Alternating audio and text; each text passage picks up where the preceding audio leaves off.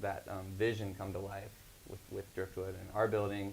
And just up the street, actually my mom just opened a shop called the Grand Project Shop. It's a boutique, decor, furniture, but they also host events and display lots of different art there as well. So there's a lot of like unique things popping up. And speaking of which, we're actually going to interview them next week to do a story on events in Old Town. Well, and it was super cool. On Second Saturday, they had a steel drum player in there, and they had a kids table where the kids were all doing crafts, and it was pretty lively over there. And they're on right off of Grand Avenue, so they're kind of on the opposite side of things. They had tons of people in there. It's cool to see those new things popping up in Peoria. Mike, I'm sorry I'm jumping on you once again, but I think you're probably the best person to ask this. There are some local artists watching this right now, or will watch it later on Facebook, and they're thinking to themselves, this is awesome. I didn't know Peoria was this awesome. How do I get involved? What do I do to get involved in this scene?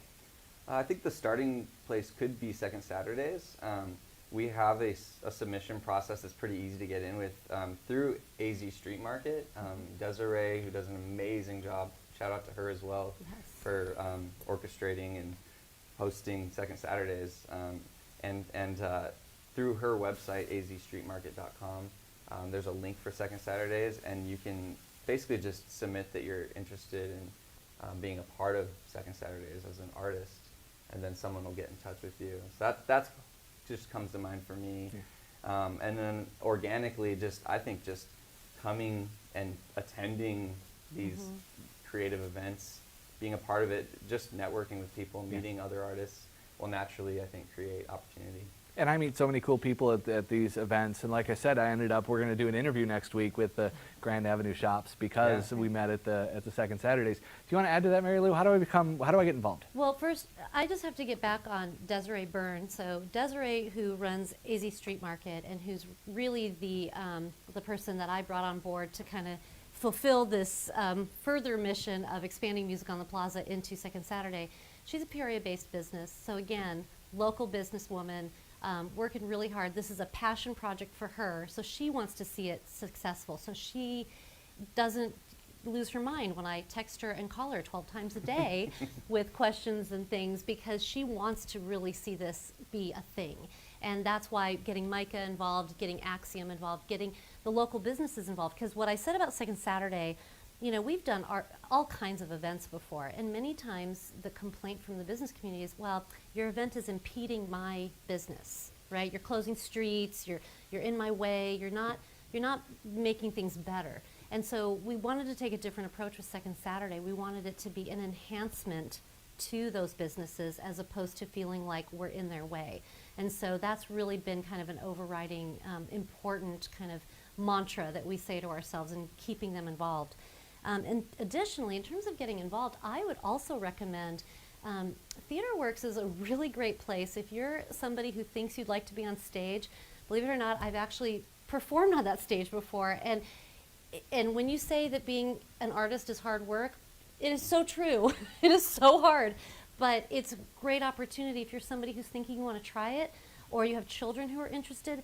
Summer camp is a great place to get started. If you're an adult and think, gosh, I used to really like high school drama, I'd like to get back into it, TheaterWorks is a great place to get that start. Their commitment is to really bringing up the new artist and giving them that coaching and that training and that support, a really supportive environment to where you can try your craft. Now, I'm not going to say you're going to always get cast, because it is competitive. They are a really high level, amazing production company. What they do is incredible. But even the act of auditioning will continue to make you better. So that's another avenue. Iron Key Studio, we haven't mentioned them. They're right at the corner of Washington and 83rd, and Melissa and Scott are very supportive of local artists. They have a beautiful gallery in that space. They have space upstairs where you can utilize space for all kinds of art projects. So Iron Key is a great place. She said we're all going to go get tattoos right after. Yeah. Right. We are. And It's going to be a thing. I'm so sorry to interrupt, because it just brings to mind, while I was at Second Saturdays, I heard people several times in several different areas say, I had no idea this was here. And that made me so, so happy. I don't think people realize we have an art studio, a tattoo studio, and an art studio in Old Town Peoria. Did you hear the same thing? All the time. I still hear that about Theater Works, and they've been there for, I can't do that math, 12 years. Yeah, if you haven't been to So- Old Town Peoria, it's just really a cool, cool place. This is, if I may, and this is kind of like falling on my advocacy role, but another thing that the arts do so well, the return on the arts, the return on investment, government investment, it's one of the few things government can put money into that actually has A return. a strong return. It's true. That the studies, depending on where you go, are anywhere from 8-to-1 to 20-to-1 return. Because arts and culture is a community, it's a people-centered business. So when people go out to participate in arts, whether it's walking to the galleries or going to the theater, Yeah. or going to see live music, they're gonna get dressed up, they're gonna go buy dinner, maybe go afterwards for dessert or wine or something. So it is a generator for people, and it is, as I said before, that connector. You know, prior to, when I lived in Tucson, I worked for a major real estate company, and I was in charge of the relocation department.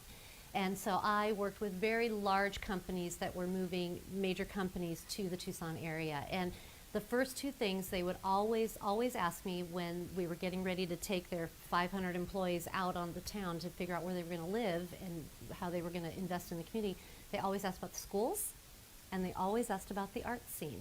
And those two things are real drivers in terms of where people want to locate and where they want to be and how they want to be involved. They want stuff to do. And although we love living in our backyards and having our pools and our beautiful skyline, we also want to have this ability to connect. And so I think that hasn't changed. When you talk in real estate about location, location, location, it's so true because you base your location based on what you like to do. And so in Peoria, we're really fortunate because we have this incredible outdoor space with our trails and our parks. We have this ability to have this wonderful historic old town. We have this new part of Peoria with Lake Pleasant. So literally in Peoria, you can do just about everything a major large metropolitan city can do in the comfort of this beautiful, simple, kind of feels a little bit like a small town. Even though we're growing, it still has that feel of a small town. So Okay, you've convinced us, right? Everyone out there listening is now the biggest supporter of the arts. Joseph, what would you say to somebody that says, how can I support the arts? I know that there's not a lot of government funding coming to the arts. What can I do? First is to go to Second Saturdays. Thank you for that one. Seriously, Yeah. just get out, buy tickets to your local art venues, or buy some local art, from the galleries or the coffee shops. If you're able, find an organization that you care about and donate to them, because the other people that we serve, besides just the ticket buyers at organizations and audiences, are the people that Mary Lou talked about earlier. The arts serve vets really well with free program for veterans who are suffering from PTSD.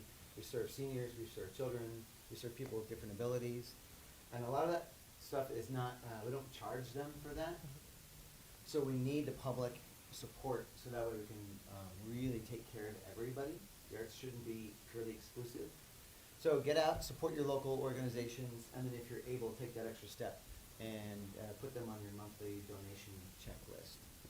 And call your legislators and meet your legislators and tell them everything that you've learned today and how important the arts are to your whole community and have them put it in the state budget.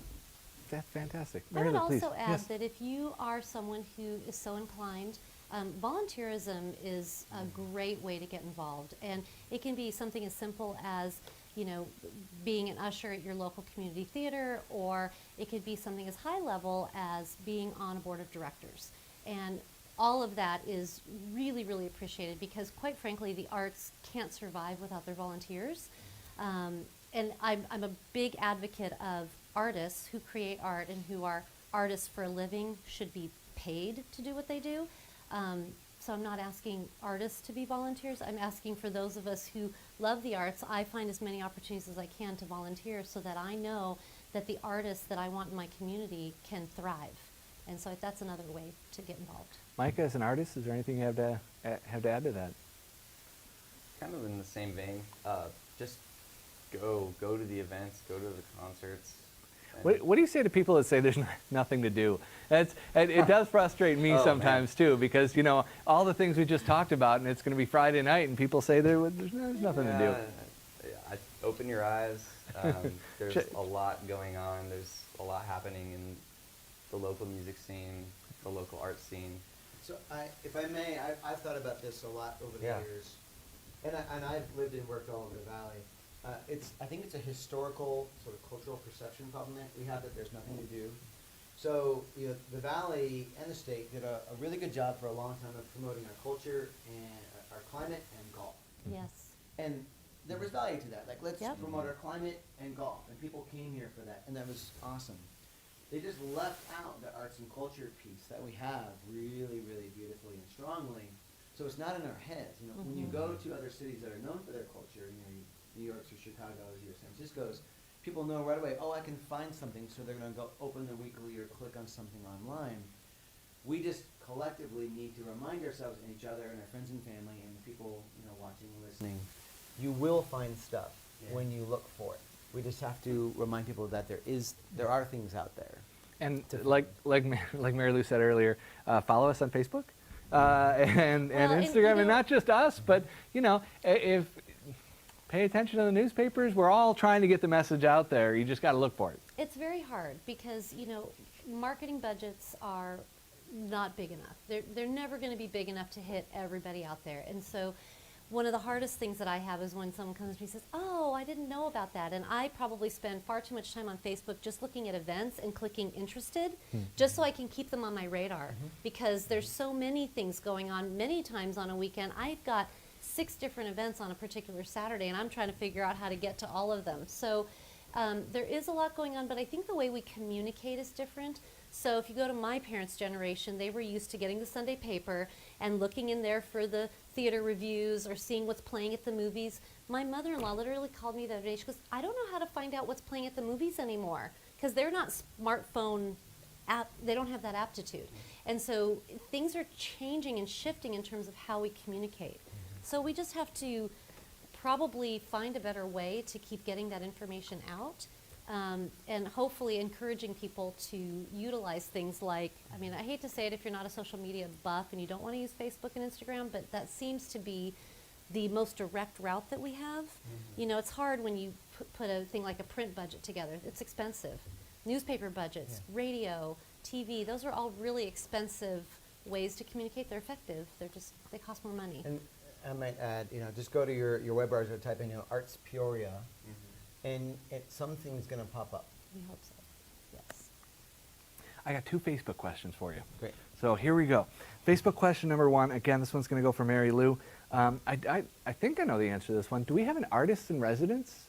Is that a thing? That's a great question. Okay. And we don't. But we do And- have some programs like Influx, right? Is that kind of along those veins? I don't really know what an artist in residence is. Please. Well, it depends. You can describe it in a number of ways. So in my past theater life, an artist in residence is somebody that's with you for a term, whether it's a season or longer, and they have specific duties that you've assigned to them, whether it's new work development, or they're there to direct certain pieces, or in a school setting, you might have a drum artist come in, and they're in there to teach the number of classes. So there's different ways to approach that.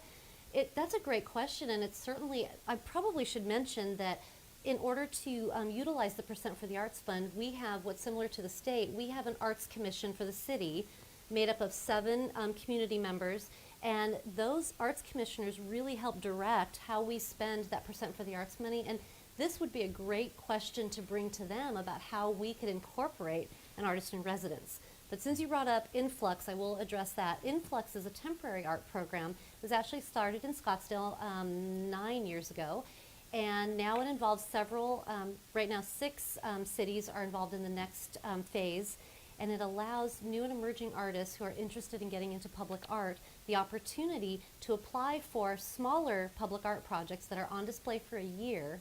And, because some art projects are really gargantuan and really monstrosities, if you will, in terms of their size and scope. And it's very hard for the new artist to break into that. So that's what Influx does. This is the first year that Peoria has participated. We have 2 pieces, one at each of our libraries, at Main Library and Sunrise Mountain. And we will be participating again in this coming year with 2 pieces at those libraries as well. I'm going to answer the last question, so I'm going to look straight at the camera here and answer the last question, and then I'm going to throw it back to you, because why not? Somebody asked, who do I talk to about sidewalk improvement? So I think Public Works, I'll get you Yes. the phone number for them.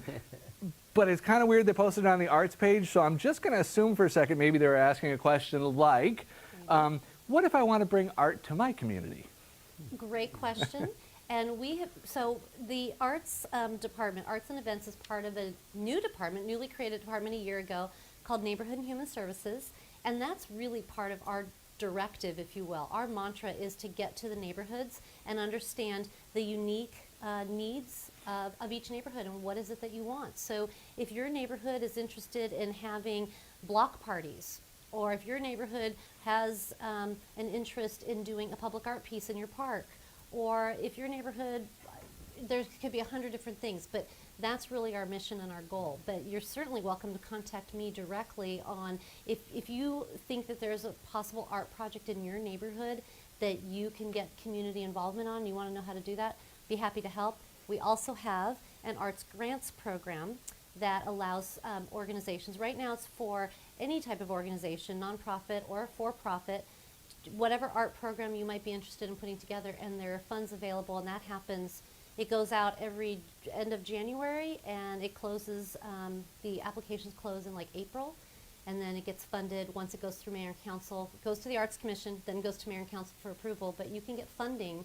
for a lot of arts programs in the community. Has to be in Peoria. And I do want to mention again, this is being broadcast on a couple different channels, but if you're looking for this information, please, please, please follow us on Facebook, follow us on Instagram. We have an arts page specifically just for the arts. We have a main page where we put a lot of this information, so please follow us on Instagram. We're going to wrap it up, but we're going to start with Micah, and I'm going to put you on the spot. You get the last word. So can you just, where can we find out more information about you? Do you have anything you want to say for more information on everything that you do? Go ahead and Everything that I yes. Here's your chance to close this out. If you have any final shameless plugs. well, if you have any final statements about arts in Peoria, and then please let us know where you can find out more about Micah Bentley, because we really do appreciate you coming here and talking. I appreciate it. For me personally, I have a lot of music out. Anywhere you can find music, if you look up Micah Bentley, you can find it. That would be a huge support to me. Otherwise, really just, I can't stress enough just the value of Second Saturdays, and really just, if you weren't at this last one, come check out this next one. I promise you'll have a good time. And I follow you, and you had a Spotify playlist on the other day I listened to. So there, Oh, cool. yeah, there you go. That's my Saturday Spotify playlist. Joseph, I'm going to jump over to you. Last words, anything you want to add? I know we didn't talk much about your organization, Arizona Citizens for the Arts. Is there anything you'd like to add? That's okay. Really what I want people to take away from this, from my seat, is to get out and vote. Mm-hmm. You know, we are Yes. great together, and we want our voices to be heard. And I know I was guilty of this when I was a young man, and so I'm saying, like, don't be like young Joseph. Show up and vote. We can make a difference together, and together we will choose collectively which direction we're going. We need to come back together, and especially at the voting box. Great. Thank you really so much for coming today and kind of representing the regional voice, if you will. We really do appreciate it. And that, of course, gives Mary Lou the final word on arts in Peoria. So I probably would be in big trouble if I didn't also mention that Peoria is probably the hub for having the most incredible events beyond Second Saturdays.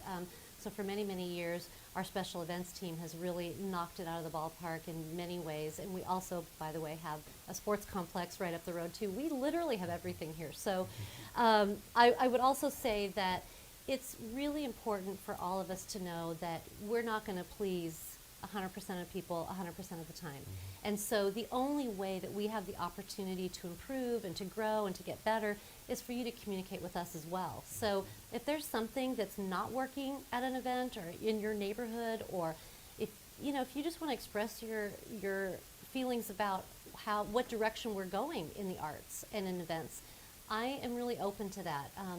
It won't hurt my feelings. I want to know, I'm a public servant. My job is to really serve the public and to ensure that we are delivering quality programs and doing the best that we can to hit a diverse audience, right? So you may not like this art piece, and I like to think of Peoria as a very large art museum, a large exhibit.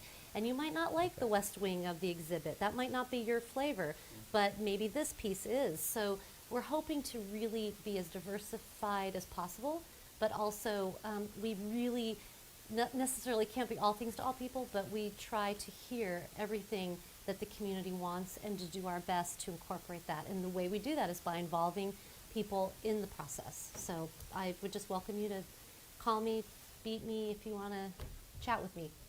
I told you she was awesome. We'll get your email. We'll put it right on the bottom of here so people can reach out, because she really is the arts guru here in Peoria. And thank you again for everything you do. And I want to add that really Old Town Peoria is the place. Peoria is the place. We say Peoria is a place where our stories are told through art.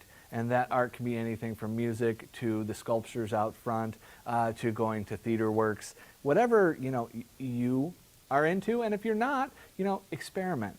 Try to find something new. Peoria has everything that you're looking for. Thank you very much for joining us on Facebook Live. I'm Tim Iden. This is Peoria Channel 11, Office of Communications. Thank you again to our panelists. And we bid you farewell. Go watch the World Series. Woo! Have a good night.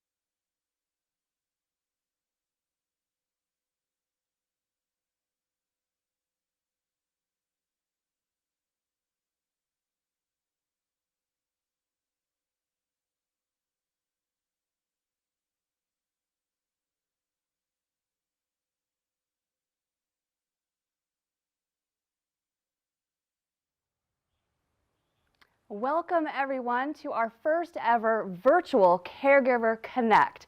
We are so excited to be here today to bring you so much latest research and resources for your loved ones. You know, at Benevilla, we are always here to help. We actually had our last Caregiver Connect back in March before the whole pandemic hit, and we had about 200 people. It was amazing. So I really want to thank the City of Peoria to be able to host us today to bring our Caregiver Connect to you. Without them, we would not have been able to provide this event today. And our hearts really go out to all those affected by this terrible virus. We know our lives have been turned upside down, and if you need someone to reach out to Benevilla. We're here to help you for sure. We want to thank Western State Bank. They're one of our sponsors for this event, and they are a wonderful bank. We're so appreciative of all of our sponsors and everybody that can help Benevilla and help everything that we do in the community. And then we have a wonderful group of sustaining partners. So those partners really align with our mission and our values here at Benevilla. So whether Benevilla provides a service or whether you need another service, we have resources for you. So I want to talk a little bit about Benevilla before we get started, because some of you may have never heard of Benevilla before. We actually have 5 life enrichment programs that are open during the day to give caregivers respite.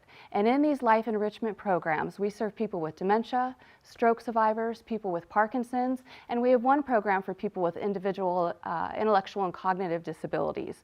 In these programs, we do yoga and Tai Chi and creative aging. And during the pandemic, yes, we did close down for a little while, but I'm happy to report that we are back open again. Caregivers were just crying as they were dropping off their loved ones because they were so excited just to get that respite and that time just to relax. And their loved ones were just so happy to see others and connect with others again. So at Benevilla, we also have free home services for our seniors in the West Valley of Phoenix. So if you're a senior who can't drive anymore, call Benevilla because we can take you to doctor's appointments, we can go grocery shopping for you. We have a huge friendly visitor program also. So if you're isolated and have no one to talk to, we have wonderful, wonderful volunteers that will just reach out by phone right now due to COVID, but usually in-person friendly visiting too. So if you need any resources, or after this event, if you want to watch this event again or share it with your friends or family or your neighbors who you may think need these resources, call 62 a video clip of this event today. So I have the wonderful opportunity to introduce Dr. Goldfarb. She's a double board certified neurologist and psychiatrist at the Banner Sun Health Research Institute in Sun City. She received her medical degree from the University of Arizona. She received her medical degree from the University of Arizona College of Medicine, Phoenix, and completed residency and a neurodegenerative disease research fellowship at Brown University in Providence, Rhode Island. We were just talking about Rhode Island a little bit ago and how our weather is so much nicer here than Rhode Island. At Banner Sun Health Research Institute, Dr. Goldfarb cares for patients and families at the Cleo Roberts Memory Center and is involved in many Alzheimer's clinical trials. She's also the medical director for the Banner Dementia Care Partners Program, enhancing dementia care for our West Valley Banner primary care clinics. So I'm going to turn it to Doctor. Thank you. Thank you for having me. It's an honor to be here at the Benevilla Caregiver Connect event. So today I'll be talking about a topic that has taken on significantly more relevance now during COVID, which is how routines are important for healthy brain aging. So let's start with a case. So John is an 81-year-old patient of mine who comes in for a follow-up visit with his wife, Barbara. They've noticed over the last few months he's had a little more trouble coming up with the words he wants to say. He's repeating questions a little more. And he says he's kind of lost interest in doing things he used to enjoy. Now his wife notices that he's been a little more irritable and a little more depressed. And he hasn't had any new medical conditions or medications since the last several months. So one of the first questions I ask people when I'm getting to know them when they're new to me is, what is your typical day like lately? What time do you wake up? How do you spend your days? And what time do you go to bed? The responses to those questions provide a wealth of information that absolutely guides the visit, guides my impressions and plan and recommendations. Now, other things that this tells me is that, do they have any structure and routine to their day? What is their sleep schedule like? Is it optimal for them? And if they do have activities in their days and weeks, what kind are they? And how often are they? Are they physical activities, social activities, spiritual activities, cognitive activities? And are these activities meaningful to the person? Now you can imagine that since COVID has hit, I have to ask this question twice. So I have to say, what is your typical day like now? And what was it like before COVID? And for all of us, our routines at the very least have been mildly disrupted, if not totally obliterated. And this loss of structure in our society has put us, and especially our older adults, at risk for decline in cognition and function. And so we're seeing lots of negative effects from this, including sleep disruption, mental health issues, and increased substance abuse. Now John, my patient, answers my questions and tells me, well, he wakes up sometime between 8 to 10 a.m. He takes the dog out, has breakfast, cleans up the house a little, has lunch, then watches TV, dozes off while he's watching TV, has dinner, and then watches TV again, mainly the news, before he goes to bed around midnight. Now before COVID, he was waking up at 7 a.m. In the mornings, he would go for walks with his wife for about 1.5 miles a day. And in the afternoons, he was going to the gym about 3 times a week. He was going to bed at 11 p.m. instead of midnight, and also his daughter and grandkids were visiting a couple times a week. They were both attending programs at Benavia, and they were attending the early stage memory loss support group at Banner Sun Health Research Institute. So today, I will be talking again about what is the importance of routine for healthy brain aging, and talking about changes in sleep and circadian rhythms with aging, and how to identify personalized strategies to strengthen and maintain healthy routines. So firstly, let's talk about circadian rhythms. This is really the foundation of all of our routines. And so what are circadian rhythms? So circadian is a Latin phrase that means from circa diem, that means around a day. So these are 24-hour cycles. They're our body's internal clock. It's running in the background and it's helping all of our essential processes and functions go along. Now, the most well-known circadian rhythm that we talk about all the time is sleep, so the sleep-wake cycle. But there are actually many circadian rhythms that are all interconnected, such as the endocrine system, the immune system, metabolism, and so all these things work together. So what controls circadian rhythms? There's something called the suprachiasmatic nucleus. So we're just going to call it the master clock today.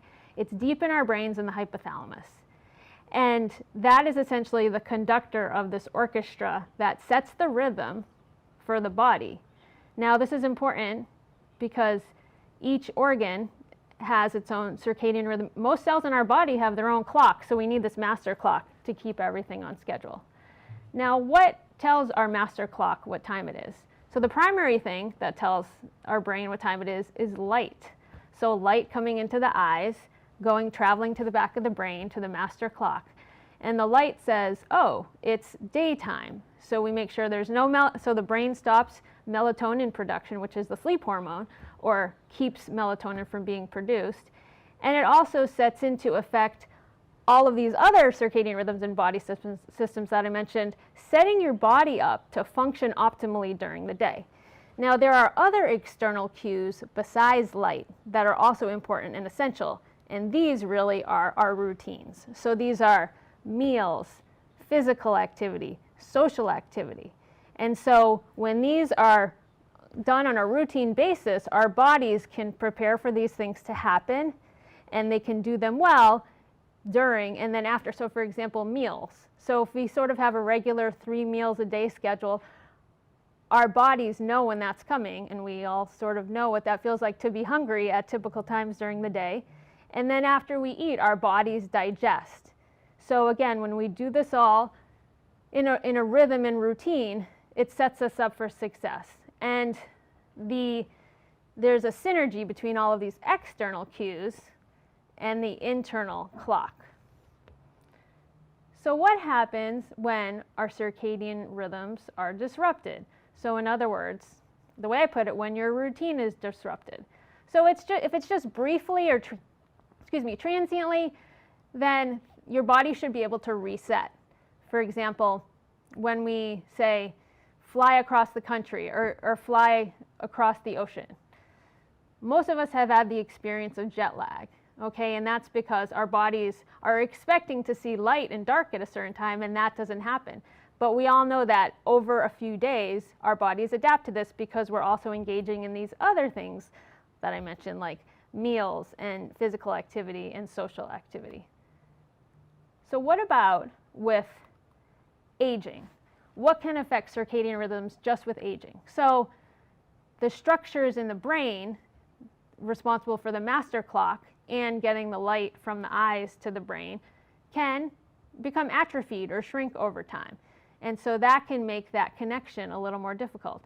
And then also, as we age, we can have decreased sensitivity to these external cues. And an example of what can cause that is eye diseases, such as cataracts. So if there's actually a barrier to the light getting into the eye and getting into the brain, that can hurt the flow of this cue. Now, with dementia, this is even magnified. And so the brain is much more sensitive to the loss of these cues. And that can lead us into quicker sleep disruption and other disruption in our circadian rhythms. Now, what kinds of external factors can hurt our circadian rhythms and sleep with aging? So many of you could answer this, could, I'm sure, quickly list all sorts of things. But I want to start with what's a big thing that can disrupt sleep with aging? And that is retirement.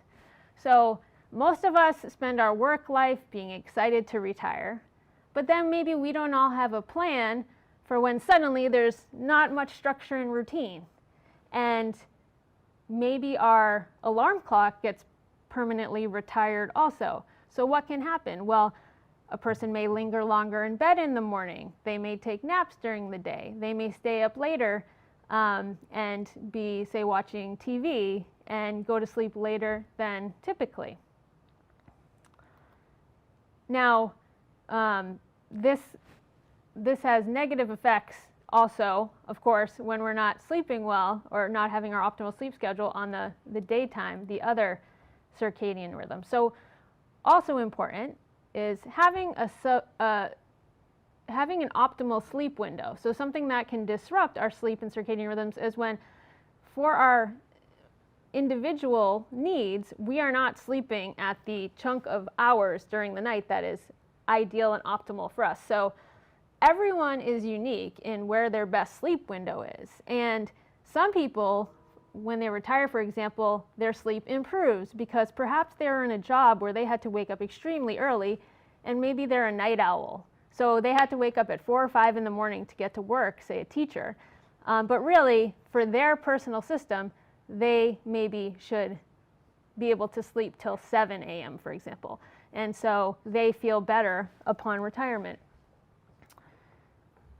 Now, other things that can hurt circadian rhythms and sleep are if the environmental cues are disrupted, like I mentioned, light, meals, physical activity, social activity. Of course, medical conditions can affect sleep, such as obstructive sleep apnea, restless legs, REM sleep behavior disorder. There are medications that can disrupt the sleep schedule, make us sleepier during the day, so we feel compelled to nap, which hurts the nighttime sleep. And some of these things we can't change. If we have certain medical conditions, we have them. So it's important to find ways to adapt. Of course, stress and anxiety can affect sleep. And for those of us who are prone to worrying, it's I'm sure you know it well that trying to lay down to sleep, maybe start thinking about things that you're worried about, or maybe you wake up in the middle of the night and just are worrying about things. And this has certainly become much more significant in the setting of COVID, namely severe anxiety. And there's a term that's been coined recently that you may have heard of called coronaphobia. And this is when the anxiety is to an excessive degree that the fears of catching COVID and dying become out of proportion to the situation. So to step back, it's normal to have anxiety and stress right now because of many reasons and the profound uncertainty that we're living with. But this is when it's gone to an extent that the person can no longer function, doesn't want to leave the house, avoids situations that maybe don't even have an increased risk. So this is a huge issue. Also affecting sleep, depression. Certain types of depression can cause us to wake up really early, say at 3 in the morning, earlier than we should be waking up, even though we're still tired and need the sleep. Some other kinds of depression can make us sleep longer and sleep more and just be tired and fatigued all the time. I'm telling you all of these things so that you're all thinking in your own life, are any of these affecting you? Because later on we'll talk about how can we maybe make small shifts in some of these things. Alcohol can disrupt our sleep and circadian rhythms. And alcohol is an interesting one because it's sedating. It's a sedative. It makes you fall asleep quickly, and that's a fact. However, the sleep that you get is lower quality sleep. It's not good sleep. And so what happens is when the alcohol wears off, when the alcohol levels in your blood drop, you wake up. And also the sleep you're getting, if you've had a lot of alcohol, is you're not getting a lot of the non-REM slow wave sleep, which is the restorative, the refreshing sleep, the deepest sleep, and that's really what we need for our brains. And that non-REM slow wave sleep has been shown to potentially be the time when the toxic proteins associated with Alzheimer's disease, amyloid and tau, for example, are cleared from the brain. So that's a newer concept, but it does make sense. Stimulants such as caffeine, coffee, tea, nicotine, those things also can disrupt sleep. And sometimes people don't realize how much they're drinking because they've been doing it for so long. And if someone's coming in to see me in clinic and says they have sleep issues, I always ask about this. This is really important. If they say, you know, I'm drinking 16 cups of coffee a day, well, that's what we're going to focus on first to cut that down. And that's going to be a slow process because we don't want to do that abruptly. That'll be difficult. But as well, we don't want to drink caffeine after about 2 p.m. or so, maybe about at least 8 hours before you plan to go to sleep. Technology can disrupt sleep and circadian rhythms, and with that I'll just mention 2 things, which is using any kind of screens while you're laying in bed before you're trying to go to sleep. That can keep your brain awake for a number of reasons. There can be certain types of blue light that's coming from the screen that can keep that master clock thinking that, oh, it's still daytime. Now there are a lot of filters now that keep that kind of blue light wave out of screens, which is good, but also if you're doing things on your phones or your tablets while you're in bed, you're associating your bed with this kind of activity, whereas you should just be associating your bed with sleep. And finally, I wanted to mention something very relevant to today is news consumption. So this can affect your sleep. And this is when, you know, doctor, should I not know what's going on in the world? Of course you should know what's going on in the world. But I would ask you, how much news do you need? How many hours do you need to know what's going on in the world? Is there a point at which it gets redundant and it's not productive? And I can say that, and I think we'd all agree that there's a lot of negativity in the news now, no matter what your political views are. If it bleeds, it leads. And so I would say, think about that as keeping, you know, that in moderation. So how do you get back on track and reset your rhythms if you're having some difficulty in these areas? Or even if you're not, if you just want to make sure you continue to have good sleep. Though I would say, though, again, we've all had disrupted routines now. And so this is a good thing to focus on to really protect the nighttime sleep. And so how do we do that?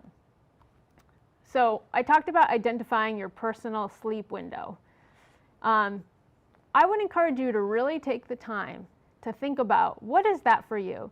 Now, sleep is an exciting topic, and people often have a lot of questions about what's best for them. And I want to say, I want to put that back on you, because sleep is so important that you should take the time to sit down and think about what set of hours when you sleep do you tend to feel best during the day and have the most energy.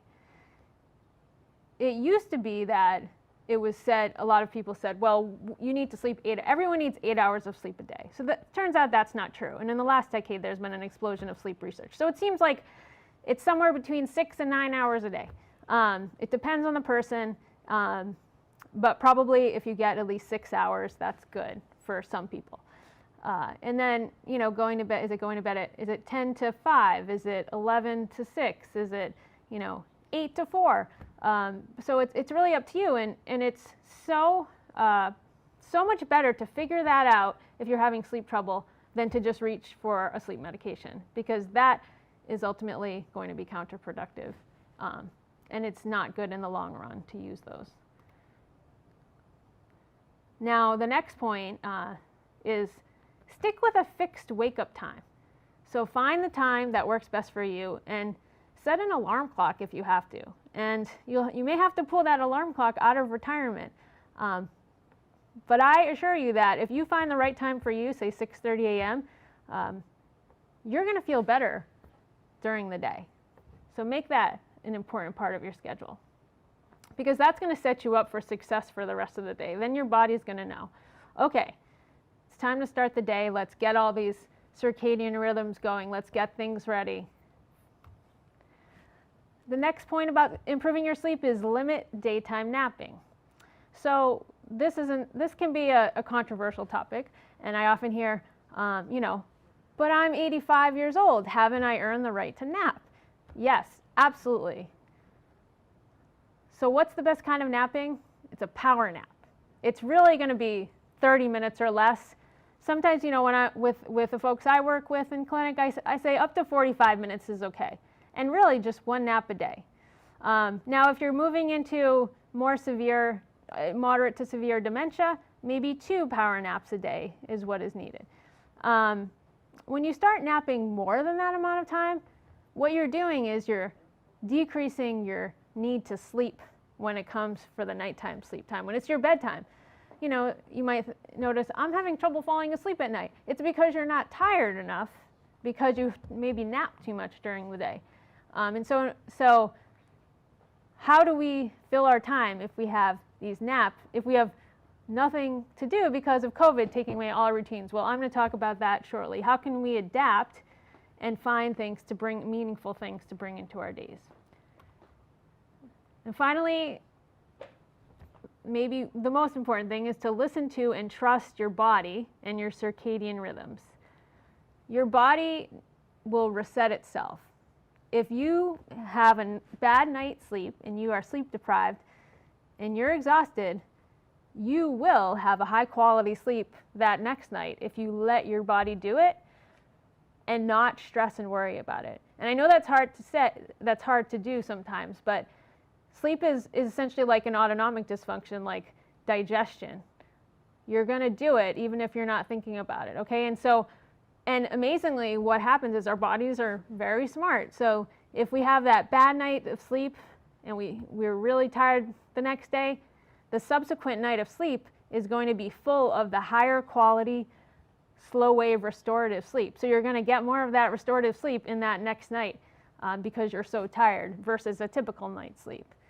So we just have to trust our bodies and let that happen. So I like this quote from C.S. Lewis, the author. Many things such as loving, going to sleep, and behaving unaffectedly are done worst when we try hardest to do them. So let's go back to John, our patient.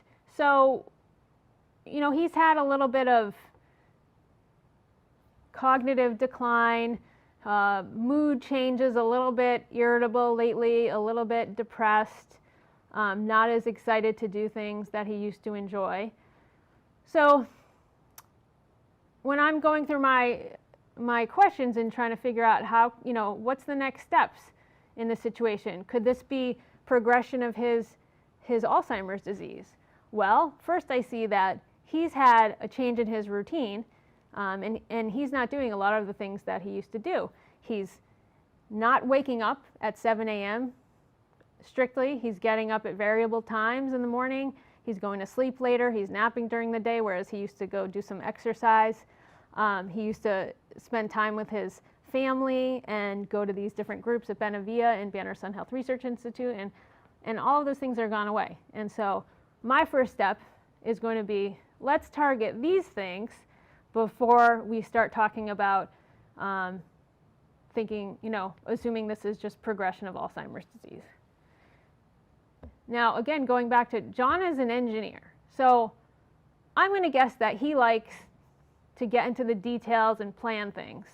So, and have structure, frankly. And so I'm going to bring that up again with him and get him involved and his wife, Barbara, to figure out how are we going to get more routine and structure to your days. So my recommendations would be to go back to that 7 a.m. wake up time and stick with that. You're going to resume walking with your wife in the mornings as much as possible when weather permits.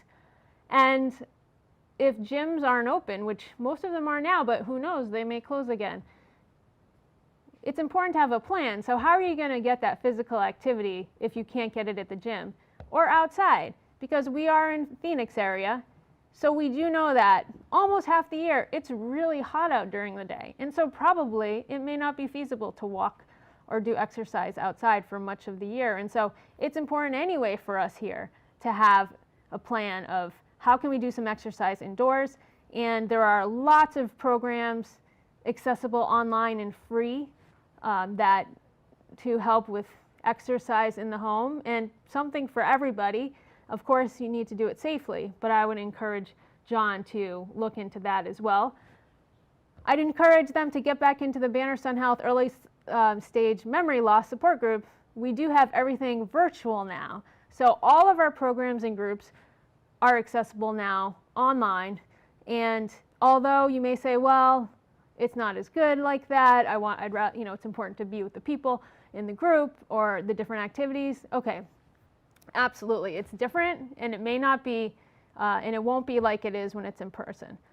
But there is still significant value, and it may actually be better than you even realize. So I would encourage you to get back into those programs, as well as, and Benevilla, of course. And I have, as a side note, personally heard from many of my patients the challenges of when the Benevilla groups and events weren't accessible. So very happy that more and more is available. Otherwise, I'd suggest to John to decrease his nap time during the day to 45 minutes or less, as I said, and then try connecting more with his daughter and grandkids. So again, while you may never have, prior to 2020, you may never have intended to or wanted to use video calls like Skype and FaceTime and Zoom, but this is where we're at now, and these are the options we have. And again, because our older adults are more at risk of complications of COVID, it's really important to get on board with these so you can continue to be connected. And there are significant benefits from that type of interaction, particularly compared to no interaction socially. And also, I would just add as a side note, these technologies, this is a new language for many of us. And so this is actually building your brain. This is building new neural networks that you're learning how to use these technologies. So although that may not be the primary motivating factor for you to use them, I would keep that in mind. And then finally, we talked about decreasing news consumption. If you are somebody that does find that you kind of tend to spend a lot of time on the news and also engaging in different social media platforms all throughout the day, consider what's the best for you and your well-being and your psyche, especially before bed. And I want to mention that for those who are care partners of people with dementia, the news before bed can inadvertently be brought into the nighttime and the sleeping, and there can be some confusion waking up and bringing that, those traumatic things that are being seen and heard on the news into the daytime. So, and that can, of course, affect a person's mental health and lead to some paranoia and things like that. So that's another reason to cut down on that news consumption, especially before bed. So in terms of how do you create your new COVID routine? So the most important thing is to set realistic expectations. And as I mentioned, nothing's going to be like it was before. So it's important to be open-minded, but know that the benefit of doing this far outweighs the difficulties and the challenges and the bumps in the road that go along with it. Because again, we are seeing cognitive and functional decline right now, especially in our older adults. And these are the primary reasons that is happening. Next, you want to start small. So you want to have very small or tiny goals that you're trying to achieve. I like this, there's a book by Dr. B.J. Fogg. It's called Tiny Habits, and he's at Stanford. And he talks about there are 3 things that are needed to make behavior change. So just having motivation is not enough. So motivation is finicky, and as we all know, we may have every good intent, but if the motivation just might not be there. There has to be ability, so it needs to be easy. So when I say small, it has to be very doable where it doesn't feel distressful or painful just thinking about engaging in that change. And then there needs to be a prompt or a cue. So knowledge, ability, cue. So those are the 3 things needed to make some kind of shift or behavior change in your current routine. And So an example of this is, say you want to start meditating or resume meditating. Perhaps when you turn on your coffee pot in the morning, you meditate for 1 minute or even 30 seconds, a very small amount. That almost sounds ridiculous maybe, but if you can do it, probably sounds doable, right? So if you can do that for 1 minute every single day, that's going to be very meaningful and also show you that you can take control of your life. And then you build on that. Then you have another goal that you engage in, but also, again, something small. Now, if you get off track, it's important to know that we're in completely unprecedented times, and just don't beat yourself up and try again. And again, come up with another small goal. Now, when you're a caregiver, you have to take inventory of your own routine, how it is right now, your care partner, your person living with dementia, what is their routine and how has that changed? And then as a unit. So you're used to doing this, but this does take more work and time. But I would also encourage you to find those things that you can do together. Luckily, there are some things like Benevilla programs that are more accessible now. But again, knowing that this may change, we don't know. So just one step at a time. Now, interestingly, there's been some recent research looking at how having rituals in your life can decrease your sensitivity to performance failure. So this is an interesting study that was done where they hooked up EEG monitors to people's brains to check their brain waves for something called a special electrical wave that's called error response negativity. And so this is when someone failed at a task would show this blip. And so people that engaged in certain rituals routinely before that task, even if they failed at it, they were not as sensitive to failure. So this is just an interesting side note that especially in this environment that we're in, perhaps having some rituals in our days can help decrease our anxiety. And if things don't go right or as planned, we can move through them more easily and not get bogged down. So I just wanted to mention finally some of the programs that are available at Banner Sun Health Research Institute. We're a full service organization, and we are associated also with Banner Alzheimer's Disease, which is downtown. So I would encourage you to go to banneralz.org, that's banneralz.org, and sign up for the Beacon newsletter, which will give you lots of information on different topics and also let you know about all of the events and programs we have going on. Please follow us on Facebook.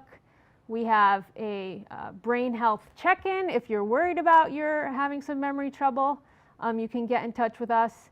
And we also have a variety of different kinds of research studies for people who we say are cognitively unimpaired, all the way to mild cognitive impairment, mild, moderate, severe dementia. There are different things. There are clinical trials of experimental medications for Alzheimer's disease.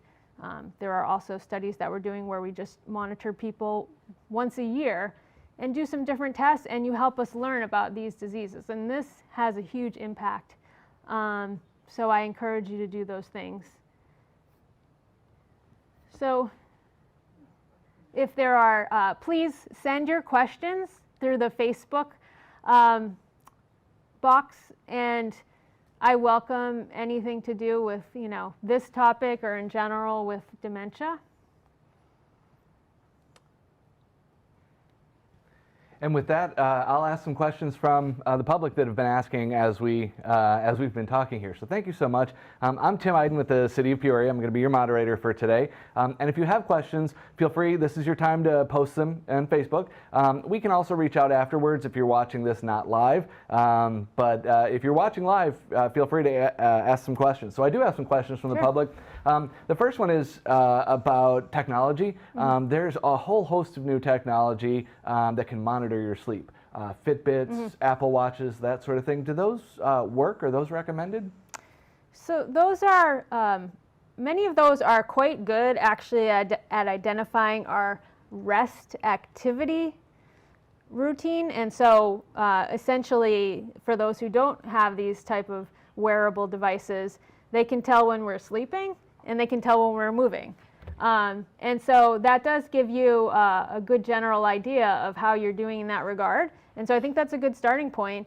I always say with that and other technologies, it's just important not to worry too much about the details and to fixate on it and to wake up in the middle of the night and look at your, how are you doing at 3 in the morning? Because that's counterproductive. And I have heard that can cause a lot of problems in that regard. So for the most part, I think those are good and fairly accurate. Very good. Another question about a caregiver who deals with a loved one with dementia. Specifically, as a caregiver dealing with a loved one with dementia, how do I, or do you have some tips on how to regulate their sleep schedule? Or, you talked a little bit about napping during the day, that sort of thing. Sure. So starting point is write down what time do they wake up, what time are they napping, and what time do they go to bed. And then you can actually have a sleep diary, which is typically done for 14 days. You can actually just look online and print out a sleep diary, and it is very helpful for you to do that and to see what is the person doing at night, how often are they waking up. Now that is can be difficult to do, but also you probably are waking up with them, so you can just jot that down. And you could also bring that to your doctor. Now, the fixed wake-up time is crucial. So I would say try to get that to be the optimal time for the person. And then the daytime napping, keep that down to a minimum to 45 minutes at the most. Again, this can be very difficult. Everyone's doing the best they can. If your person just, feels compelled to sleep and take naps, then do your best to limit it. And part of that has to do with bringing in activities, and that's a big challenge right now. So firstly, doing the inventory, figuring out where you're at and where your person's at, and then taking one step at a time in that regard. Thank you. And like I said, please keep the questions coming. We appreciate the public input. So a question about sleep and health. Health is on everybody's minds right now, obviously with COVID. Can healthier sleep help decrease the chance of illness? Absolutely. All of these body systems are tied together. So if I flip it and say, if you're sleep deprived routinely, that can lessen your immune system and put you at risk of becoming sick. And so protecting the nighttime sleep is crucial. So taking steps to figure out how to do that for the immune system and other systems is important. Gotcha, thank you. What about for a caregiver who is not caring for someone at home? So if I have a loved one that I care for, but maybe they're still away from me, how do I help monitor their sleep schedule if I'm not there? That's a great question because it can be difficult. If you know that your person might be getting woken up earlier than is best for them, so maybe they are getting woken up at 7 a.m. when really they do better if they can sleep till 8 a.m. because you've gone to visit them and you see that, they're much more engaged and alert when they can sleep that extra hour. I would talk with the staff, talk with the nurse, talk with the nurse manager of where that person's staying. And I think, in my experience, most facilities are willing to make that shift. And then in terms of napping, so really try to get a sense of what are they doing when they're, with their days. And if you find that they're dozing a lot or not being stimulated, how can more activities be brought into their day? Is there, say, physical therapy offered where they live? And although that's usually temporary, that can initiate more movement, and that person may then get more accustomed to doing more activity during the day, which can then transition into other types of physical activities where they're living. Thank you. Can you talk a little bit about reading and sleep? I know two things. One, a lot of people associate, reading and falling asleep, and you also mentioned not to or to associate bed with sleep. Yeah. And then also, I know a lot of people have switched from reading traditional books to ebooks, and we talked about not having that screen time before bed. Is there a recommendation for reading and sleep? Is that something there's a correlation there? So if you're trying to go get the A+ in sleeping, then you're not going to read in bed at all. Now, I always make it relative to the individual. So say you're starting out from a place where you're watching TV in bed. Reading's much better than that. So read, but read something that's even, is not going to get you too excited, is not too distressing, and so I would say for a short amount of time, reading is okay. And on the tablet, as long as there's none of that blue light being emitted, then similarly it should be okay. But again, if you can just read in your living room and then go to bed, that would be better. Very good. Doctor, those are all the questions that we have from the public. Is there anything else that you would like to add? Just thank you for having me here. Thank you to Benevilla. And early diagnosis is crucial in this regard. So reach out to our clinic or other memory specialists if you have any concerns. And thank you. Thank you. And thank you for watching Caregiver Connect, or part one of Caregiver Connect. We have more presentations over the next 2 hours.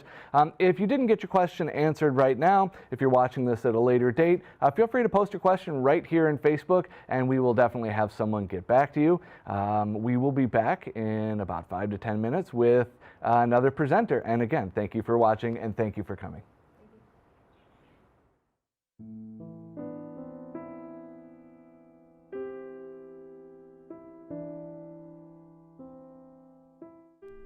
Caregivers are young and old, rich and poor, their husbands, wives, daughters, sons, and neighbors. They don't apply for the job, and they don't earn retirement or have vacation days. Yes, caregivers are special, and they need our help. I became aware of Benevilla when I was trying to locate somewhere where I could help with care for my dad at home, and I talked to the Peoria location, who was very wonderful and informative, took plenty of time and told me about the different facilities they have for dementia. And we went and visited the Sun City, but it was a higher level of function than what my dad was at.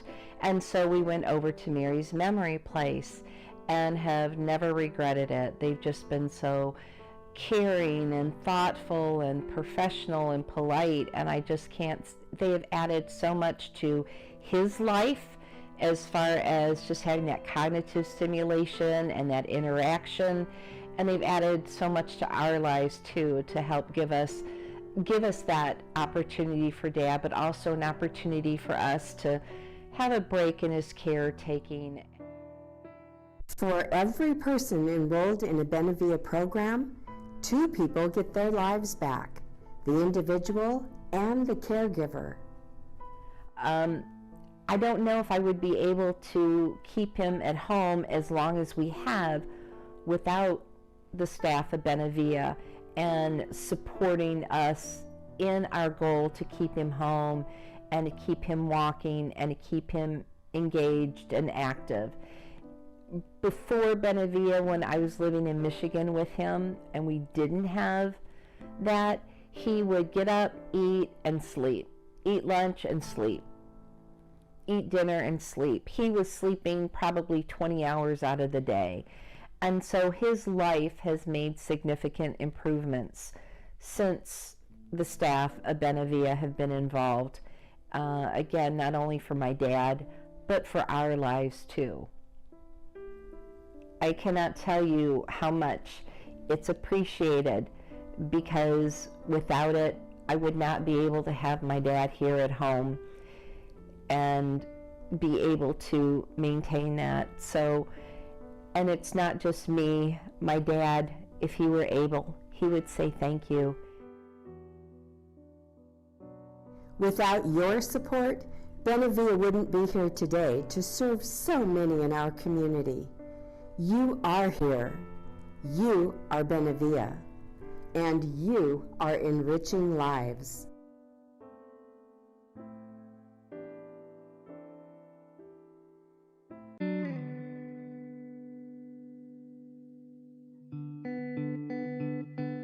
Many of us take for granted the ability to get into our vehicles and drive ourselves to the grocery store or to a medical appointment, the ability to easily change a light bulb or an air filter, or even the ability to leave our home for a lunch date with a friend. Many members of our community are no longer able to leave their homes, and they rely on the help of others to assist with these daily tasks. What I do for Benevilla with several of the clients, I do grocery shopping, I do friendly visits, I pick up their mail. Some of the mailboxes are a little bit further than they can go, so I pick up their mail, take it to them. I've picked up medication. I've run some to the doctor, some to the bank, just a little bit of everything. Nearly 90% of older adults prefer to remain in their homes as they age. However, maintaining independence can be challenging for many of our neighbors. My son-in-law put me in touch with Benevilla because every summer he goes to Alaska for approximately 3 to 4 months, and he was worried about how I would get along without someone to kind of watch over me. The first time that I met Diane, she told me a lot about herself, and I talked to her too about me and just about anything and everything. And we hit it off okay, and it's been that way ever since. We're each other's angels. She kept saying, "You're my angel, you're my angel." I said, "No, you're my angel." So we're each other's angels. Right? Right.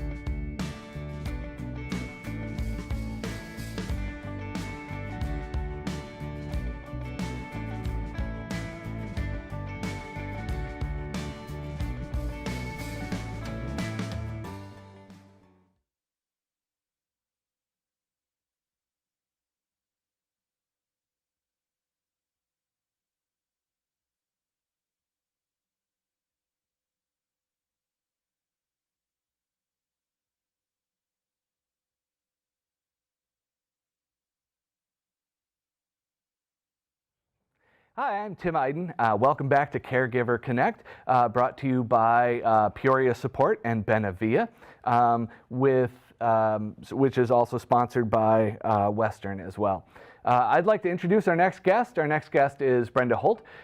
She is the Associate State Director of Community Outreach and Advocacy for AARP Arizona. She's responsible for executing various program initiatives, activities, and events for AARP on a local, state, and national level. She holds a master's degree in organization management from the University of Phoenix. Over the last 25 years, she has worked for such organizations as PetSmart Corporate Charities, Big Brothers Big Sisters of Central Arizona, the Department of Justice's Weed and Seed Program, American Express Mass Mutual Insurance, Loctite Corporation. Most recently, she was awarded the Community Hero Award from the AZ Commission of African American Affairs. In 2018, she was awarded the BBOD, Black Board-Off Directors, Dr. Charles R. Campbell Outstanding Alumna Award. That was a mouthful. And in 2017, the Arizona Celebration of Women Achieving My Purpose Award. She serves on the board of directors for the Foundation of Senior Living, the Arizona Commission for African American Affairs, and the Governor's Advisory Council on Aging, the Attorney General's African American Advisory Council, and its Veterans Subcommittee. In 2020, she joined the board of Arizona Foundation for Women. Brenda is a 13-year resident of Avondale and formerly the state of Michigan. Brenda is married and has 2 adult daughters, an avid reader, and a lover of animals. With that, I'm going to turn it over to Brenda, and let's go ahead and get started. Thank you for being here today. We really appreciate it. Well, good morning. Thank you. Of course. On behalf of the Arizona State Office of AARP, we are glad to be here with you today to share some tips and some tools to help you through your navigating journey of caregiving. First Lady Rosalynn Carter said 4 things. She said, you were either a caregiver, you are a caregiver, you will be a caregiver, or you will need a caregiver. Caregiving can be challenging and rewarding, but it is also a much needed process to aid you and your loved ones to take care of yourself. According to the Centers for Disease Control and Prevention, older adults and individuals with chronic health conditions are at a higher risk of serious illness from the coronavirus.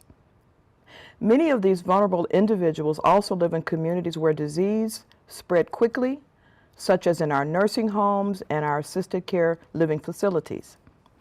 With already more than 40 million family caregivers helping loved ones with care in the United States, we expect the virus to increase the number of family caregivers who are providing short-term, long-term care for their older loved ones.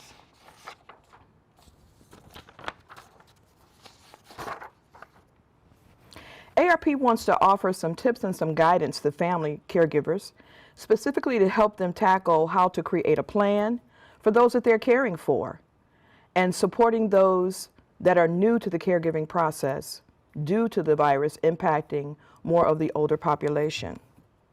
So there are 5 tips that we recommend to help you navigate through this process. The first step will be to build your team. The second step would be to take inventory. The third step would be gather your medical documents and your needs. Your third step would be to plan to stay connected. And the last step is regarding personal safety and self-care. So pull together your team.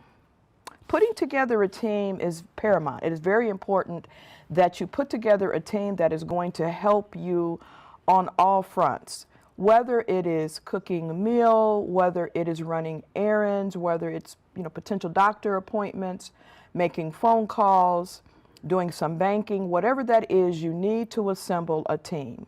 So first of all, we recommend that you put together a list of individuals in your family or your friends' network and the services that your community can provide to help you with some of these key tasks. And while there may be one primary family caregiver, you need to identify others that can step in just in case you are not able to. So you need someone that's going to help you with the shopping, someone's going to help you with the errands. And then you need to find the best person that you feel that is going to just help you run your house cared for. And you can also find out the various services, local resources, such as there's, Meals on Wheels programs that can help deliver meals. We're also into the new age of delivering food and curbside pickup and, the Grub Hubs. So utilize these features along with putting your team together to help you through this. So number 2 is take an inventory of your essential items. And we would recommend this not just for the caregiving process, just even for your own general needs. As far as inventory of items that you cannot do without, should something happen, even within this pandemic, that you can't get out. So you need to determine how much food you're going to need. You need to determine how much medication. You're going to need to determine the basic supplies, first aid kits, dog food, cat food, just things that you probably haven't thought about. Just take an inventory. And we recommend that you have at least a 2-week supply of water, of food, of cleaning supplies, medical materials. I even suggest having some extra cash on hand for those emergencies that you probably haven't thought about. The third step would be to get medications in order. Ask for extra. A lot of times your physician can write you a 90-day script, and we suggest that during these times you may want to consider doing that. As a starting point, make sure that you have a list of medications, medical contacts, important information regarding maybe certain allergies that you may have. We recommend an extra 30-day supply, as I said, but I even would say go further, maybe even get you a 90-day supply. We would also recommend that you put all of your information maybe in a central located area. Maybe create a binder is what we recommend. A binder will list all of the medications they're taking, the doctor's contacts, all of the people that are on your team. That information can be listed in there. If they have special needs regarding their dieting or their personal care, you can create a binder and place all of that information inside of that binder. And we think that that will help you to make sure that you have this step covered. Step number 4, create a plan to stay connected. So we know that during this time it can be a challenge to stay connected, to those loved ones. And we also recognize that our older population tends to have issue with isolation right now. It's a huge issue as we begin to follow the social distancing guidance from the CDC. So set up some communication using a variety of technology if you're able to do that. So if your loved one is in a long-term care facility or nursing home, if possible, check with the faculty or facility and your loved ones to make sure that they are trying to make some reasonable accommodations using various technologies so that you can connect. Maybe provide your loved one with an iPhone or even an iPad if you can do that. If the center supports the various technologies as far as like Google or Alexa, we recommend that as well. And also you can stay connected by maybe sending a card to that loved one, or you can write a letter, or send them puzzles, or you can create like a FaceTime where the two of you get together and you just have a special time that maybe you reminisce about old times or kind of what some of the things that are going on right now, to put their mind at ease so that they will not feel that they are really in that isolation phase, because they know that they are being able to be connected with you. And the last step we recommend is to maintain personal safety and self-care. So in order to be safe and stay healthy, we recommend that you limit contact with visitors, stay in as much as you can, and continue to follow the guidelines provided by the CDC, such as washing your hands, wearing a face mask. While most of us are very focused on the person that we are caring for, it is also essential to care for yourself. And I can speak to that on a personal level. I was a caregiver for a gradual period of 30 years, being an only child. And I understood that taking care of my parents was a very, very, very important job. So juggling school, juggling work, taking care of kids, and also managing another household. So one of the things I did recognize early on was that I needed to also take care of myself, because if I could not take care of myself, then of course, obviously, I couldn't take care of my loved ones. So before the pandemic happened, I had made it a habit, and I've been doing this for years. I would get a monthly massage, and that would just help me oh so much to get through that caregiving process. And also some nights, I would like to say that having a glass of wine didn't hurt at all either. That also helped me to maintain my sanity and to calm my nerves and to get ready for the next day as I took on my caregiver period. Finally, I'd like to provide you with some resources that AARP has come up with. And you can see that they're listed here. So you can always go to aarp.org/CRF or call 211, which is the United Ways support line. You can visit AARP's Caregiver During the Coronavirus resources at aarp.org/caregiving. Also check out Caregiving and COVID-19, where you'll find some related tip sheets that can be found at aarp.org/employer caregiving.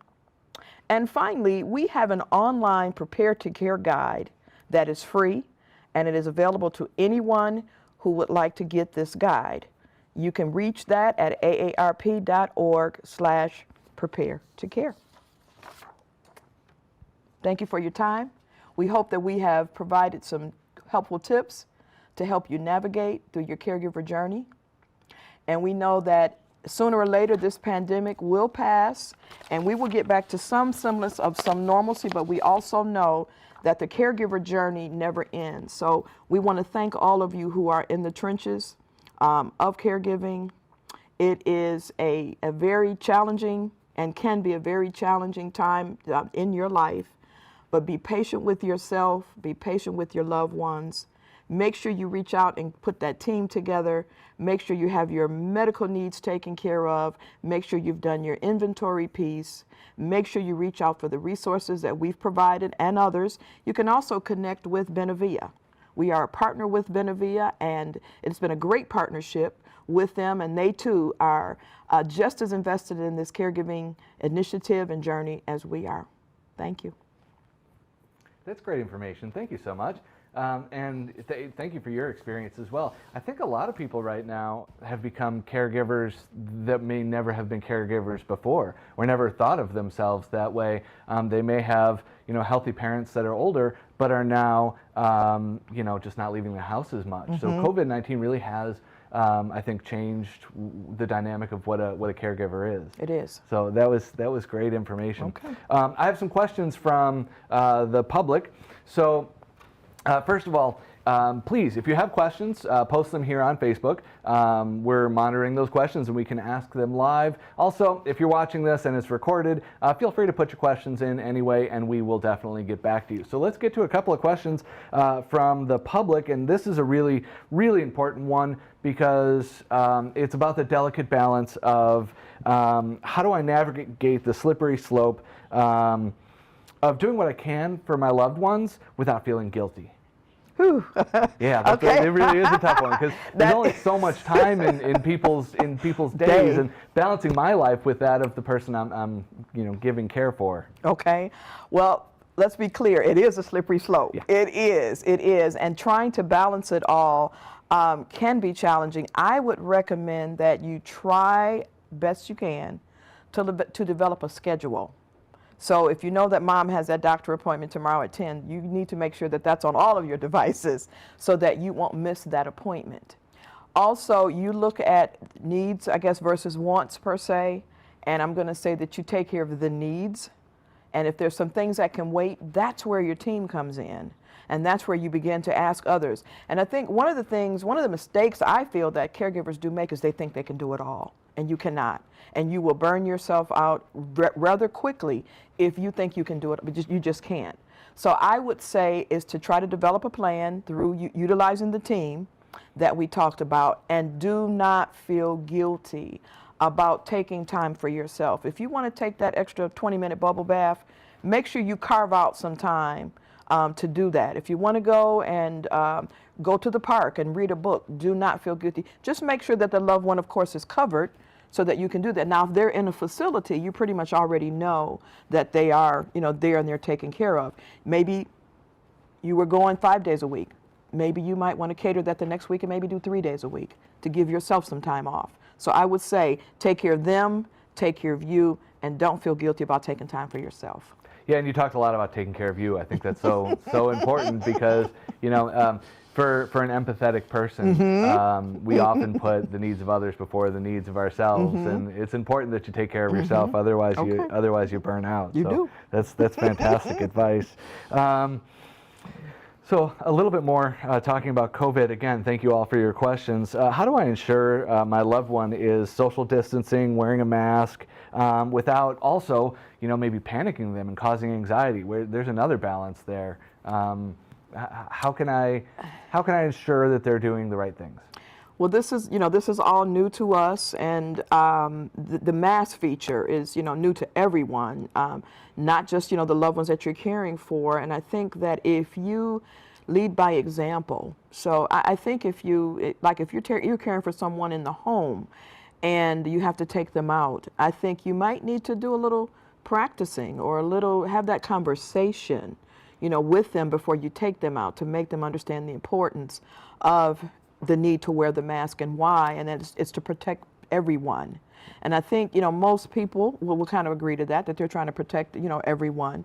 But I would say lead by example. That would be the first thing. I would even say maybe get a few whimsical masks, that maybe has some expressions on it, and maybe you want to kind of have that discussion and maybe talk about it. Find out what their favorite color is. Maybe go get them something that's of their favorite color. Maybe their outfits match. I have a tendency to wear my mask match my outfit, so I've been doing that. And I think for those that are, in the long-term care facilities that, may not fully understand, I again just think there needs to be some open communication about it and some discussion as to why we're doing this. That's great. That's all fantastic advice, especially the mask.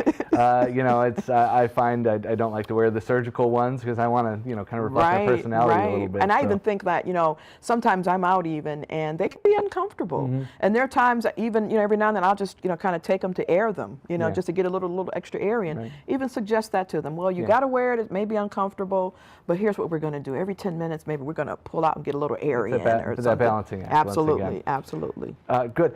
Question, we talked a little bit about it, but technology. My loved one is not tech savvy. What are some other ways that I can stay connected besides, technology? Well, if you want to visit as often as possible, the telephone. Just pick up the phone. And I think even those of us who are really heavily involved in technology, we tend to rely on those devices. Sometimes it's just good to pick up the telephone and call that person. And if you are in a situation to where you can't physically visit, make those arrangements where you can visit from outside, just so they can maybe just see you. Again, we talked about maybe sending a card, that would just kind of help to brighten their day. Maybe have other people call them on the phone, maybe the grandkids or someone else, a pastor, or someone call to give them, words of encouragement. Send a poem. Just something to let them know. Send a picture, an old photo to let them, let's talk about some memories, that we've maybe made over the years to, to kind of bring them back into the fact that they don't have to feel so isolated. Yeah, and that's so important to have those connections still. And there are plenty of ways that the phone is such a great example of it, where we, you mentioned FaceTime and things like that, and a good old-fashioned phone call is really that helps. Yeah. And then I know also. I know a lot of families are meeting in the driveway, but social distancing. So mom, dad, grandma, grandpa, and even the grandkids are playing out in the yard, but just to see them. Just to see them. Yeah. Well, there's a young lady the other day that she was so in love with her grandmother, and she was about to get married. And she did not want her grandmother to miss out on the wedding, and her grandmother was in a facility. They had the wedding at the facility. I mean, how special was that? Right. So to me, those are things that you can, when their birthdays come about, try to see if you can arrange maybe to have something that's going to encompass the social distancing piece, but to also honor them and to celebrate their special days. Yeah, that's great. And actually, that kind of brings us a little bit to our next question. how do I continue to create memories during this challenging times? I want to maximize my time with a loved one, but it has become very hard. Okay. Take some photos. And we talked about that. You know, take some photographs. Go back and maybe find some old photographs from your childhood or theirs. Maybe create a collage. You know, one of the things I've done with some of our ARP volunteers, we have monthly meetings. And one of the exercises that I thought to do one meeting was, I said, bring me an old photograph, bring me a new photograph. What would that new photograph tell that old photograph? And we were amazed. It took over the entire meeting that people were able to go back in their lives and talk about what they would have told their younger selves. And to see some of those photographs of how they looked then and how they look now, a lot of them hadn't changed. A lot of them were more beautiful even. And they were so glad that we had that. They said, we'd never thought to do something like that. So to me, something that's going to create, anything you can think of that creates some memories. To me, find maybe an old book that they read to you as a child and bring that up again. Get some family members. Everybody get together and put some photographs together and maybe send them a nice collage to put in their room, either if they're in a facility or even at home with you. You can do that, and I just kind of think that will help create memories for them as well as for you. Yeah, and I think going back over old memories is so important. And like you said, creating new memories. I still will never forget a rainy day when my grandfather and I talked about his career in the war. And that was actually the first time I had ever heard about it. I knew he had fought. I knew he had served, but I didn't know the extent of it. And we spent an afternoon just discussing that, and thank goodness for that rainy day. So sharing those old memories, yeah, especially with grandkids too. That's it. And there's even something I went online one time and pulled the day you were born. You go back and pull that. The day you were, and it tells you everything that happened in history the day that you were born. That's something you could give to them to create a memory, I think, as well. So yeah, and can you talk just a little bit about that quality time? Because I know, spending time with a loved one sometimes, someone that you care becomes about that caregiving. How do you manage that quality time? The quality time. So it goes, quality versus quantity per se. So. I just think with the quality piece is that you want to make sure that when you connect with them, that they are the focus and that they know that they are the focus of the conversation, they are the focus of your feelings. And, you were talking about being, empathetic. People can tell. People know when it's genuine, when you're there connecting, and in a sense when you're not. So I would say, pick out some of the things that you know that they like to talk about. Okay, and then maybe even talk about some new things. Have you heard about this? And what do you think about this? I think to try to engage them as much as possible and just let them really know that you are there for them. Yeah, and put your phone away too. That's it. That's it. Yeah, that is it. Yes. I think that's all age groups. We need to remember concentrate on them. We're out at dinner, and I look around, and it's 50 family members. Everybody has their phone out. So. And what do we do before that? What did we do before we had all these devices? What did we do? We talked to each other, didn't we? Okay. Yeah. Getting back to simple conversation. Thank you so much for your time. Do you have anything else that you want to add? Do you have any other tips? Those are all the questions we have from the public. And again, please feel free to ask those questions right here on Facebook, and we will get back to you. Is there anything else you got? I just want to say thank you for allowing ARP Arizona to come and talk to you today, to deliver some tips and some tools. And hopefully we provided some resources and good information for you. You can always contact us at aarp.org/Arizona, and you will find we have events that are coming up that are also tied to the Caregiver Initiative, and that's another one of our platforms that ARP is very passionate about is caregiving, because there were years prior we did not have this. We did not know about caregiving. Like you were saying, we didn't know. It was just something that we did, okay? And we took care of those family members. And so now that we have identified that, caregiving is very important, we are so glad now that we're able to offer resources to those that are in the throes of the journey. And we want to let you know you're not alone, that you can reach out to others, and also just make sure that you're taking care of yourself. And I think that's really what today is about, is resources and support. And I love that you said you don't have to do it alone, because you don't. The City of Peoria has an entire department called Peoria Support, and we offer support from everywhere from senior citizens to veterans to just every need that you can imagine. And through today we have Benavia, we have AARP, but there's so many ways to reach out and find support. We will be putting all of this information on the Facebook post. We'll have some of the information on our website as well. You can also visit Benavia, and you can also visit directly AARP. There are so many places for you to reach out for support, but please make sure that you do reach out. Thank you again for your time. We are going to be right back after a short break with another speaker. And again, thank you for watching.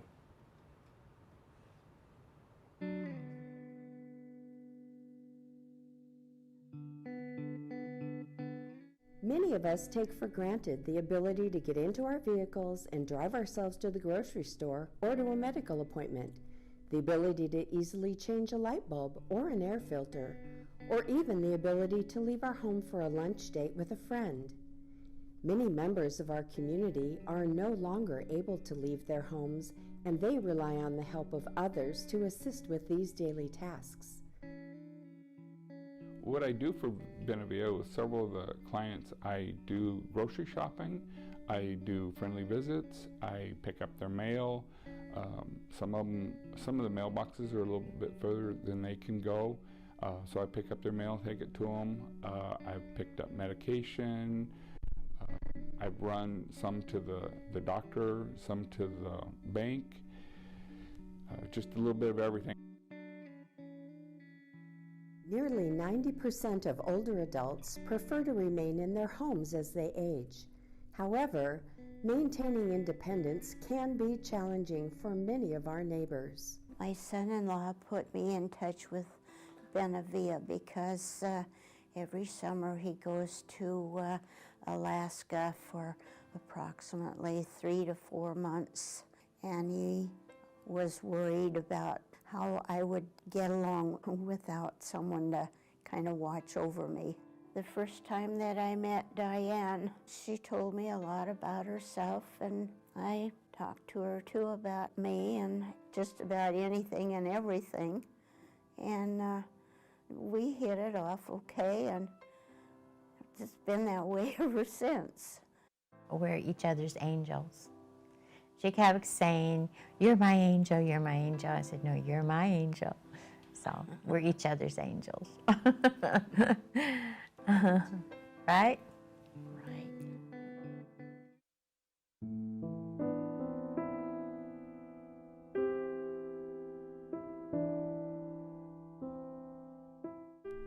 Caregivers are young and old, rich and poor, their husbands, wives, daughters, sons, and neighbors. They don't apply for the job, and they don't earn retirement or have vacation days. Yes, caregivers are special, and they need our help. I became aware of Benavia when I was trying to locate somewhere where I could help with care for my dad at home, and I talked to the Peoria location, who was very wonderful and informative, took plenty of time and told me about the different facilities they have for dementia. And we went and visited the Sun City, but it was a higher level of function than what my dad was at. And so we went over to Mary's Memory Place and have never regretted it. They've just been so caring and thoughtful and professional and polite, and I just can't, they have added so much to his life as far as just having that cognitive stimulation and that interaction, and they've added so much to our lives too, to help give us that opportunity for Dad, but also an opportunity for us to have a break in his caretaking. For every person enrolled in a Benavia program, 2 people get their lives back, the individual and the caregiver. I don't know if I would be able to keep him at home as long as we have without the staff of Benavia and supporting us in our goal to keep him home and to keep him walking and to keep him engaged and active. Before Benevilla, when I was living in Michigan with him and we didn't have that, he would get up, eat, and sleep. Eat lunch and sleep. Eat dinner and sleep. He was sleeping probably 20 hours out of the day. And so his life has made significant improvements since the staff of Benevilla have been involved. Again, not only for my dad, but for our lives too. I cannot tell you how much it's appreciated, because without it, I would not be able to have my dad here at home and be able to maintain that. So, and it's not just me. My dad, if he were able, he would say thank you. Without your support, Benevilla wouldn't be here today to serve so many in our community. You are here. You are Benevilla. And you are enriching lives.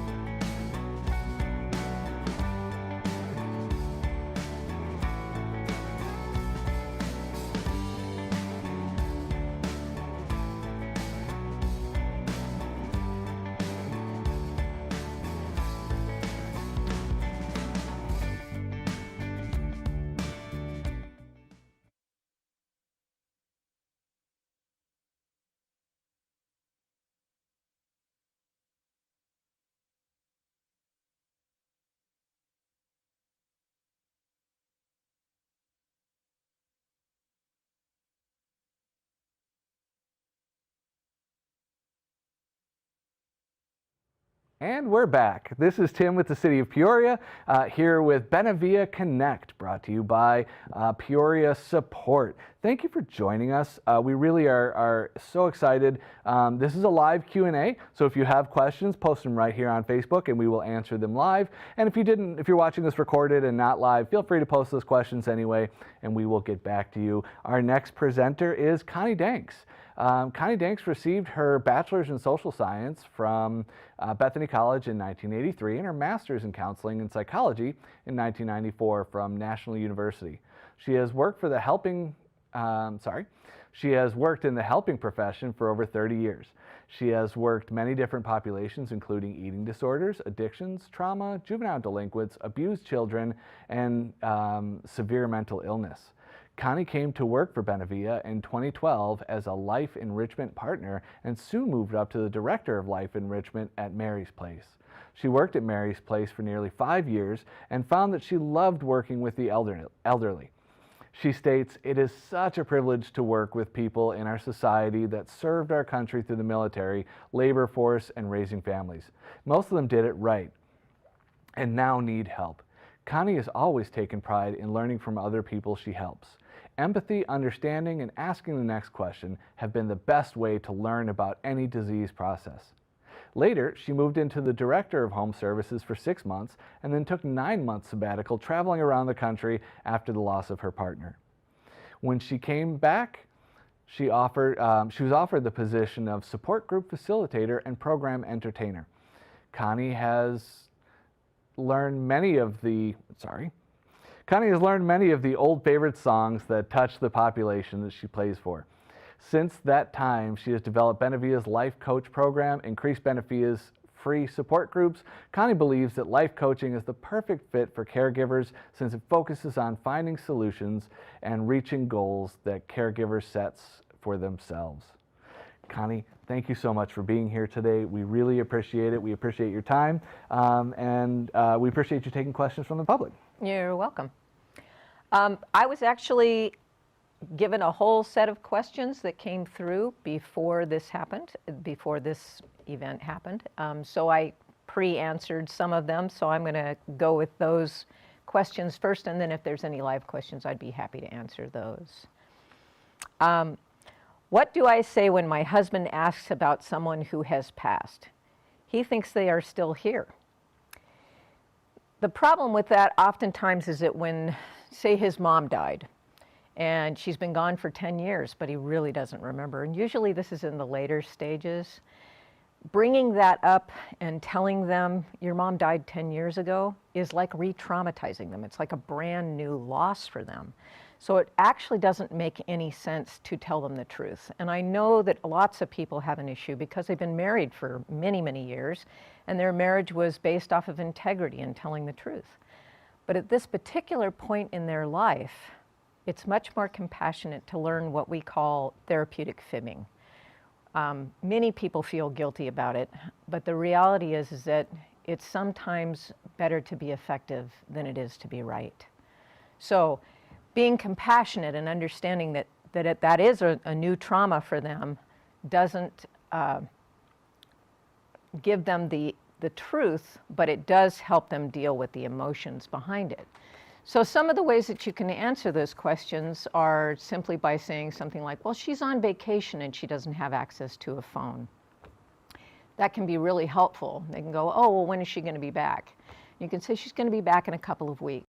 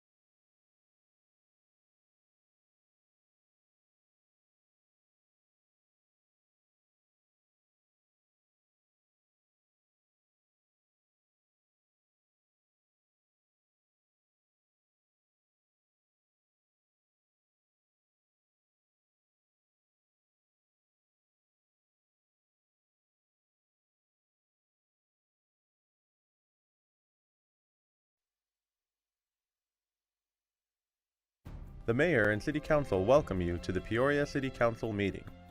As a courtesy to others, please silence all phones. If you would like to address an issue that is on the agenda, or if you would like to speak to the Council regarding a non-agenda item, please complete a speaker request form, which can be found in the front lobby of the Peoria City Council chambers or in the tray to the left of the speaker's podium. Please place the completed speaker request form in the second tray to the left of the speaker's podium labeled Request to Speak. All speakers will have 3 minutes to complete their comments. A countdown clock is easily visible on the left side of the wall behind the City Council dais. Only items listed on the agenda may be addressed by the Council. Since items presented as part of a speaker's request have not been listed on the agenda, and due to the requirements of open meeting laws, the Council will be unable to respond to items presented as part of the speaker's request. However, please be aware that your comments will be noted. The speaker's name will be called to speak at the appropriate time, in the order that the forms were received. Thank you for your interest and participation in the Peoria City Council meeting.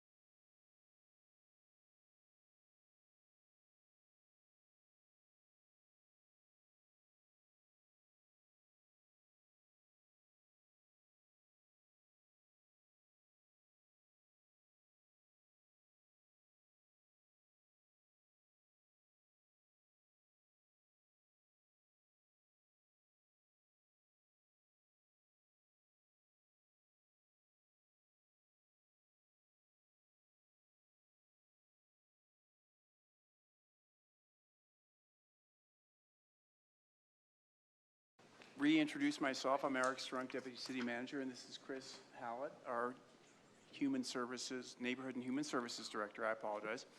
And what we're going to present to you tonight is just a real overview of the American Recovery Plan Act that has been promulgated and approved by the Congress.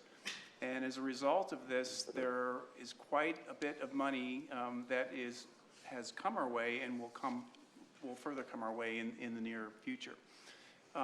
What does that mean? That basically means that we have an opportunity to plug that in, program that for a variety of community-based initiatives that are still important to address due to our experiences through COVID. That's the genesis of ARPA. And what Mr. Hallett will do is we'll take you through kind of a general overview of that. In addition, he wanted to provide you with an update on how we've done so far with respect to what we received last year, which is our CARES Act money. Along with that, there's a couple of other community development block grant programs that we've received funding for that we'd like to reprioritize. You'll see that on the consent agenda tonight. But with that, just a very, very broad overview. Chris will tell you and share with you a little more of the detail about our ARPA funds. Thank you. Mayor and Council, happy to be here to give an update on these funds that we've been graced by the federal government in order to spend on the Peoria community. I do apologize, I had a PowerPoint that I forgot to push send. So I'm gonna have to do more of a verbal update, so please bear with me and I will get you the information later for you to observe. But as Eric mentioned, there's 5 consent agenda items on here all tied together. And one of the things we talked about last time I was here for the ARPA is we wanted to look at all the funds that were coming out to make sure the opportunities that came up, we were leveraging the right money for the right type of service that we were looking to provide. So since then, so I'll jump into the first item. 14C is the American Rescue Plan Act. So if you remember, Peoria's been awarded almost $21 million. The first half of which we received last month. So we already have $10.3 million in our coffers. And so what item 14C presents to you, very similar to what we did with the CARES Act, is in categories that you're very familiar with. The human and social services, so we want to put buckets of money for allocation purposes to go out to the community. $2.35 million for human and social services, $1.49 million for healthy work environment, and $1.16 million for small business assistance. Now those 3 categories all fit under the act as far as economic impact of COVID expenses. So these will all serve our community, can serve households, businesses, industries that were negatively impacted by the pandemic. So we look to do RFPs for each of these buckets of money out to, and ideally, we'd find a nonprofit that was themselves impacted by it so we can get kind of a 2-for-1 benefit, helping a nonprofit to help deliver these funds. So their application and such will demonstrate that they know how to do documentation of such an impact. So we're really optimistic about getting these funds to those businesses, nonprofits, and households that are mostly impacted. We also have a set aside for infrastructure in the broadband category. That's very specific, and we're very happy to do it. All 4 of these categories, there's a presumed eligibility when it's in a HUD-defined qualified census tract. And Peoria does have upwards of 30 different census tracts that we can target. So if they live there or operate business there, we can really assist them, either the household or the business directly, or any organization that's working in there, or any impacted industry. So for the small business assistance. So we're very optimistic for those 5, that totals $5 million of the $10 million. Now the remainder of the funds is being just set aside for revenue loss and fiscal deficit that's allowable by that. I think to date we're just shy of $5 million.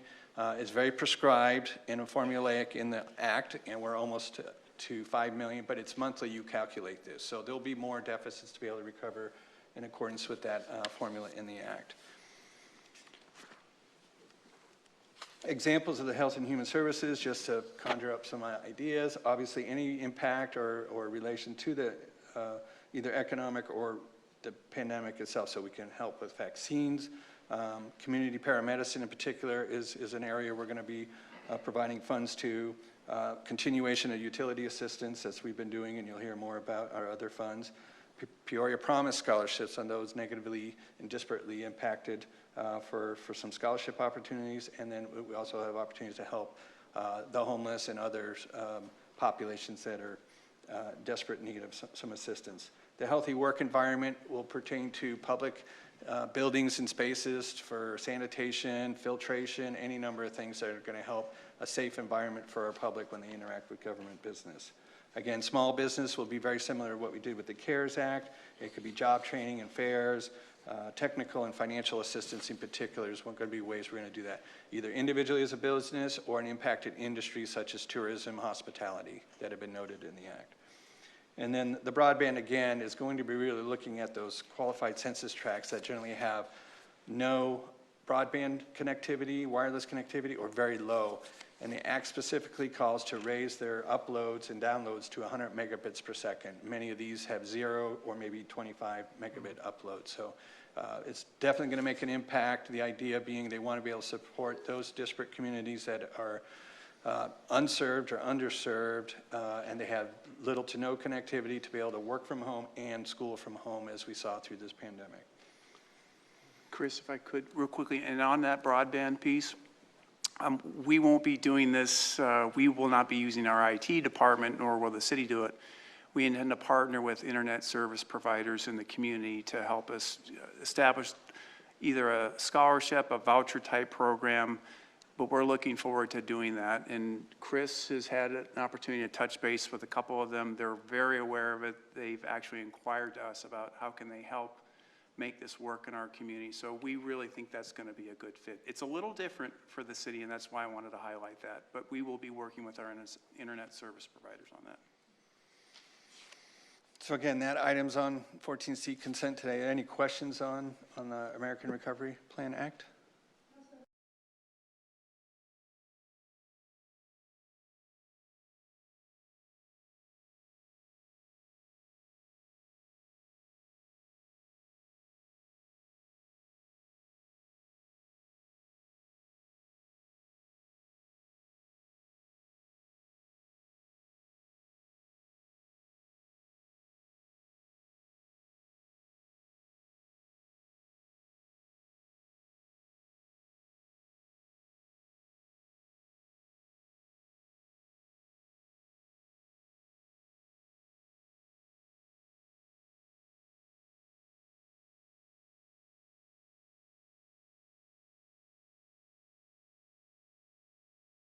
So we're still looking to get some guidance on the reporting.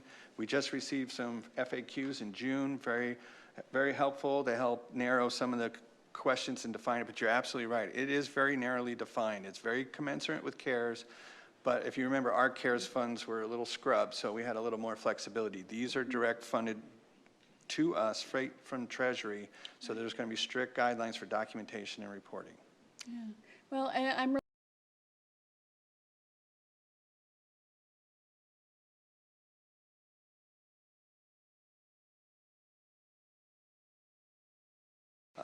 Items 15C is the CARES Act funds, and 16C, our Community Development Block Grant Coronavirus funds, both of which predominantly are being used for utility rent and mortgage assistance, which we tend to report out weekly and monthly, so hopefully you've seen how well those funds have been going to serve Peoria businesses and households in need. Again, we'll have more funds to go towards that. We do have an amendment on the CARES Act.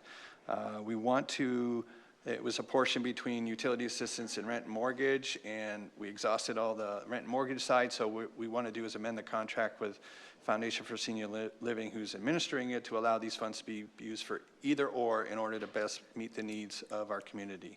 So that will free that up to be spent, and then on the CDBG CV funds, we're allocating another $95,000 towards FASAL of unspent and returned money for more mortgage, rent, and utility assistance, and then $27,000 to Deep Within for some PPE storage and rent assistance of their own. Any questions on those two items? Intergovernmental agreement on a fixed route service, and great news there. There's funds coming in now. These aren't directly to ours, but they're available through other parts of ARPA and the, let me see, Coronavirus Response and Relief Supplemental Appropriations Act. going through the Valley Metro. So we're able to say between those two allocations, we're going to reduce our fixed route contract from $1.5 million. It'll be down to just under $300,000. So that's a tremendous assistance for this next year. So there's an amendment to the IJ to allow for that for this coming year. I bet that passes. And if no questions on that, the last item, 18C, Department of Economic Security Child Care Grant. We have applied for and expect to receive, so we're coming for authorization to accept and to disperse these funds up to $60,000 in order for our child care workforce retention and recruitment. It's based on $75 per child that we've already had in our system, and it comes out of the State CARES Fund for Child Care and Development.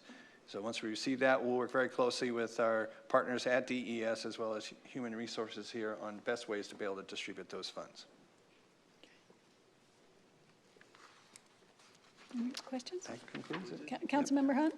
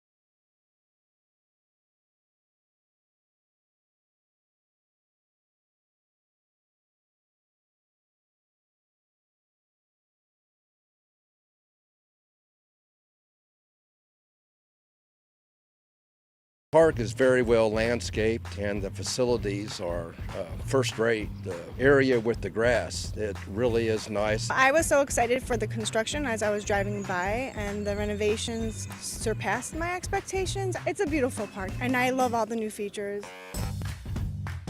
It's a nice park. I like the pond. I like all the amenities around the dog park. So this is just a really nice park. Most of the time I've been coming for bringing my grandsons to play in the playground, or a lot of days I come with them fishing. It's nice to be able to come out here and fish. I caught one not too long ago. Being able to find a park where it's something that she can play on, it's not all big stuff. It's shaded so we can come out here and play instead of being stuck inside all summer. So I've been coming to Rio Vista Park for about a year now. The kids enjoy it. They like the splash pad. It's really pretty. This park has great bike trails. I like the little splash park because I used to bring my first daughter here, and now I'm bringing my second daughter here. Well, I like the splash pad. I do like the baseball fields. It's a good community here. I love the big open spaces and the little lake, and this playground is amazing. Courts are wonderful. Very nice. There's a lot of room between the courts. And we just can't be happier. Thank you, Peoria.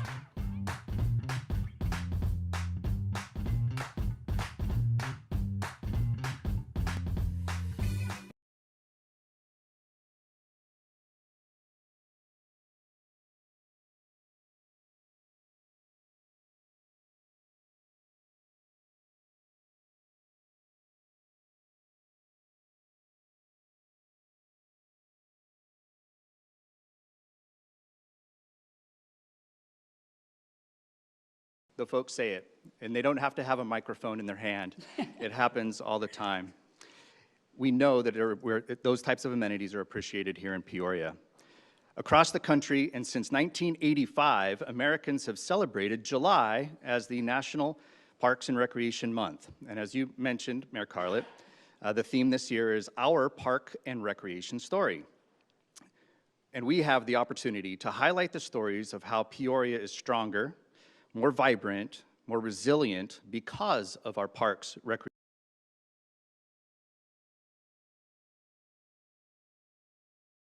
Recreation and Community Facility Board's members, Jerry Johnson and Katrina Romine. And from our leadership team, I have Blake Englert and Nathaniel Washburn, and all the others are watching online in a good deserved break.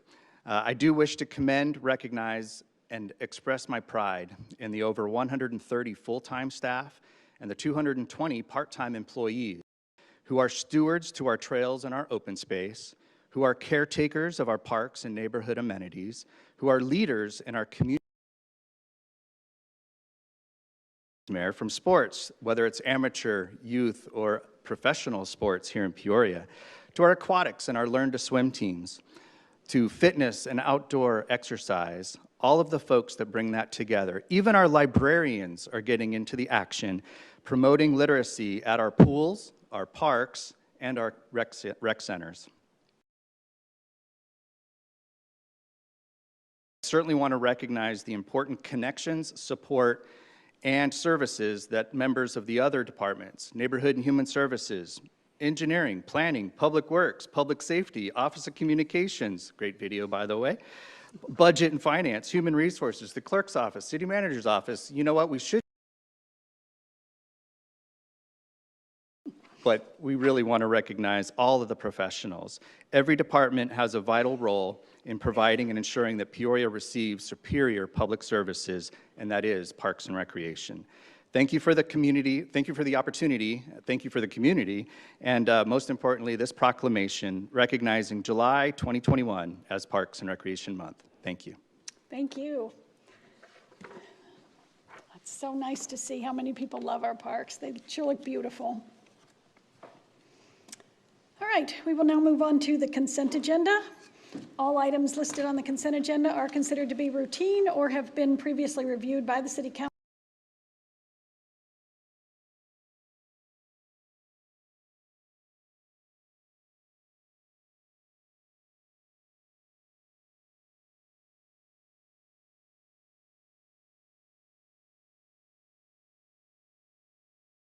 Fill out a speaker request form and place it in the bin next to the podium. Council, are there any items to be removed from consent? Yes, I have some. Which item? I have 19C, 22C, 23C, 26C, 27C, 28C, and 34C. Okay. That is a lot of items to be removed from consent. Council, is there a motion on the consent agenda with the exception of items 19, 22, 23, 26, 27, 28, and 34? And we have a motion and a second. Council, please vote.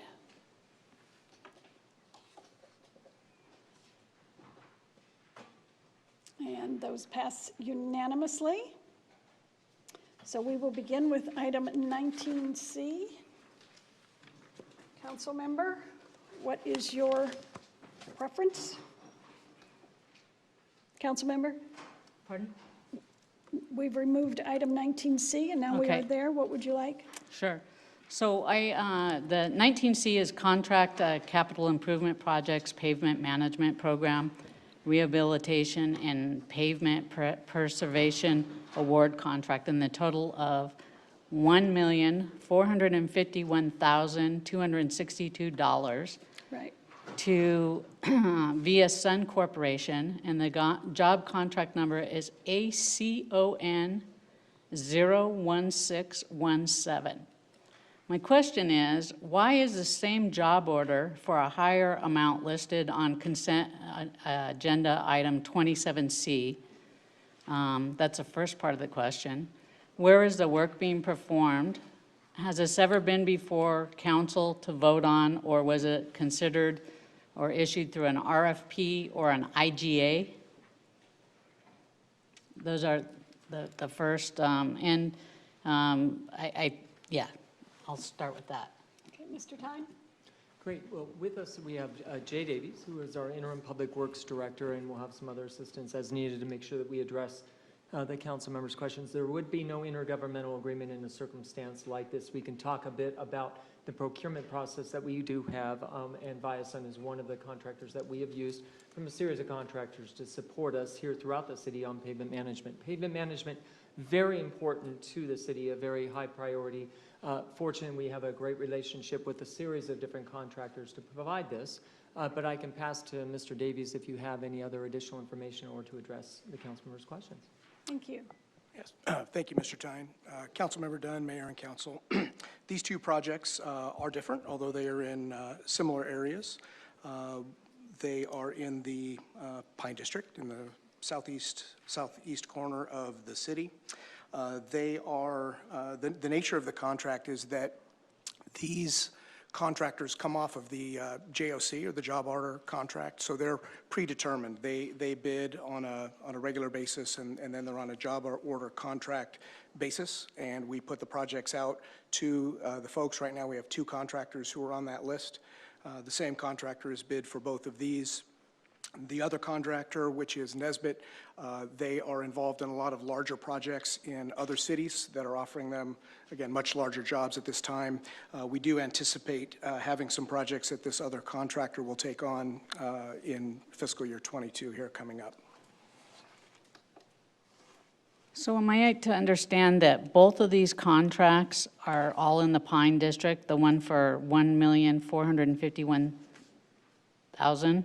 And then on 27C, the same contractor, it was listed on the consent agenda as the same contractor, the same contract number, and then the second award was for $1,521,000. So are you telling me that upwards of $3 million in pavement management by this company is all in the Pine District? Give me a moment to pause on that. I'm looking at the locations. They are both in the area of 75th Avenue and Peoria. So both of them are 75th Avenue and Peoria, which is the Acacia District. And I apologize, I had the wrong district, you're correct, but they are both in the vicinity of 75th and Peoria. So This would be consistent with the areas that we had identified in the budget process, where we had identified the planned pavement management programs going forward for fiscal year 22, and then what we had done in 21. If you would like, we can get information for you on where those specific items were. We don't look at it specifically within a district. What we do is specifically go through that, as we discussed, the pavement condition index, looking at what would be the most optimal way to utilize our dollars, and then going through the appropriate competitive process consistent with state law. So just to clarify, 19C and 27C are the full amount, which is upwards of $3 million is in the Acacia District. Is that correct? I believe so, yes. Okay. So we can erase 27C and 19C off. That answers my questions on those. Thank you. 22C, contract amendment B and F, Contracting Inc. For trunk sewer rehabilitation. I'd like, if you can explain where the money will be spent. It looks like it's over $1 million here. What part of Peoria has this been? It's a water delivery system. Should I wait? Let you get set up.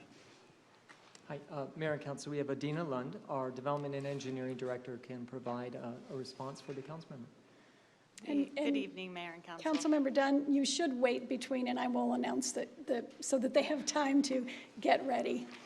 That's why I asked. Thank you, Mayor.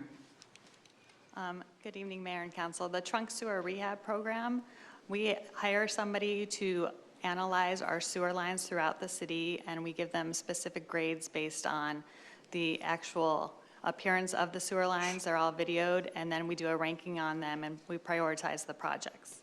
So this project that we are currently working on is along the New River Trail section of sewer line. It is also a contract that is to one of our JOCs, and the way our job order contracting works is while we have a job order contractor, they go out to various contractors and subcontractors. They have to get multiple prices, and they have to go with the reasonable price. So it isn't just one person actually bidding it.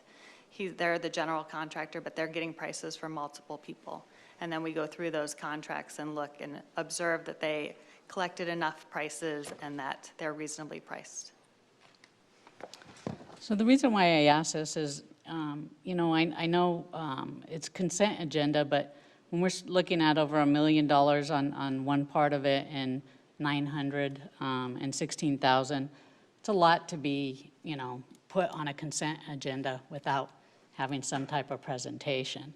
The other thing is when I first got onto council, I had brought up to staff, executive staff, about the condition in the Pine District of water delivery system pipes and being made from asbestos piping, and our roads continually sinking and those cracking. So because of the amounts of money that we're spending, I also want to know that we're looking at some of these water delivery systems too, because they haven't been replaced in over 25 or so years. And so I would just like to state up here for the record that I know the South, again, has a lot of these water delivery systems that are at special. Understood. The sewer has been our top priority because as sewer lines break, if we get any sewer spill, that is very detrimental to the community. So we have had a large focus on sewer lines. Water lines, we do look at the various age and materials of the pipes, and we do prioritize those projects. And also our utilities department is looking at locations where we have multiple breaks and addressing those to reduce the maintenance. So we do have continuous programs for both of those. Thank you, Adina. You're welcome. Okay. Item 23C.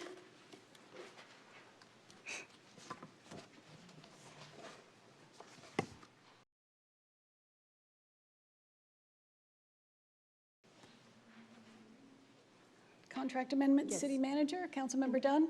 Mayor. Who am I addressing this to? Mayor and members of the council, so my understanding is that these items were pulled from the consent agenda, so I believe we have to take a separate vote on each item. So the items that we've discussed thus far need to be approved. All right, so we're going to back up. Yes, And thank we you. are going to vote on item 19C. Thank you, Ms. Hickman. Item 19C is contract capital improvement projects, pavement management, program rehabilitation, and pavement preservation. Is there a motion? So moved. Second. Council, please vote.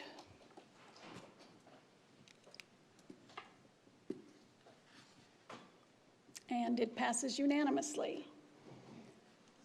Item 22C.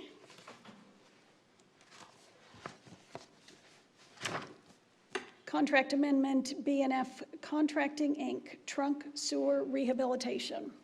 Do I have a motion? So moved. Second. We have a motion and a second. Please vote.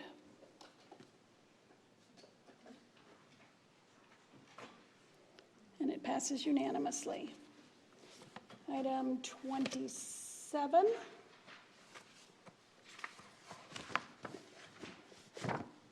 Expenditure Authority, Capital Improvement Projects, Pavement Management Program, Rehabilitation and Pavement Preservation. Is there a motion? I move to accept. Second. Motion is second. Please vote. And it passes unanimously. Are we up to speed? Yes, we are. Okay, we will move on to item 23.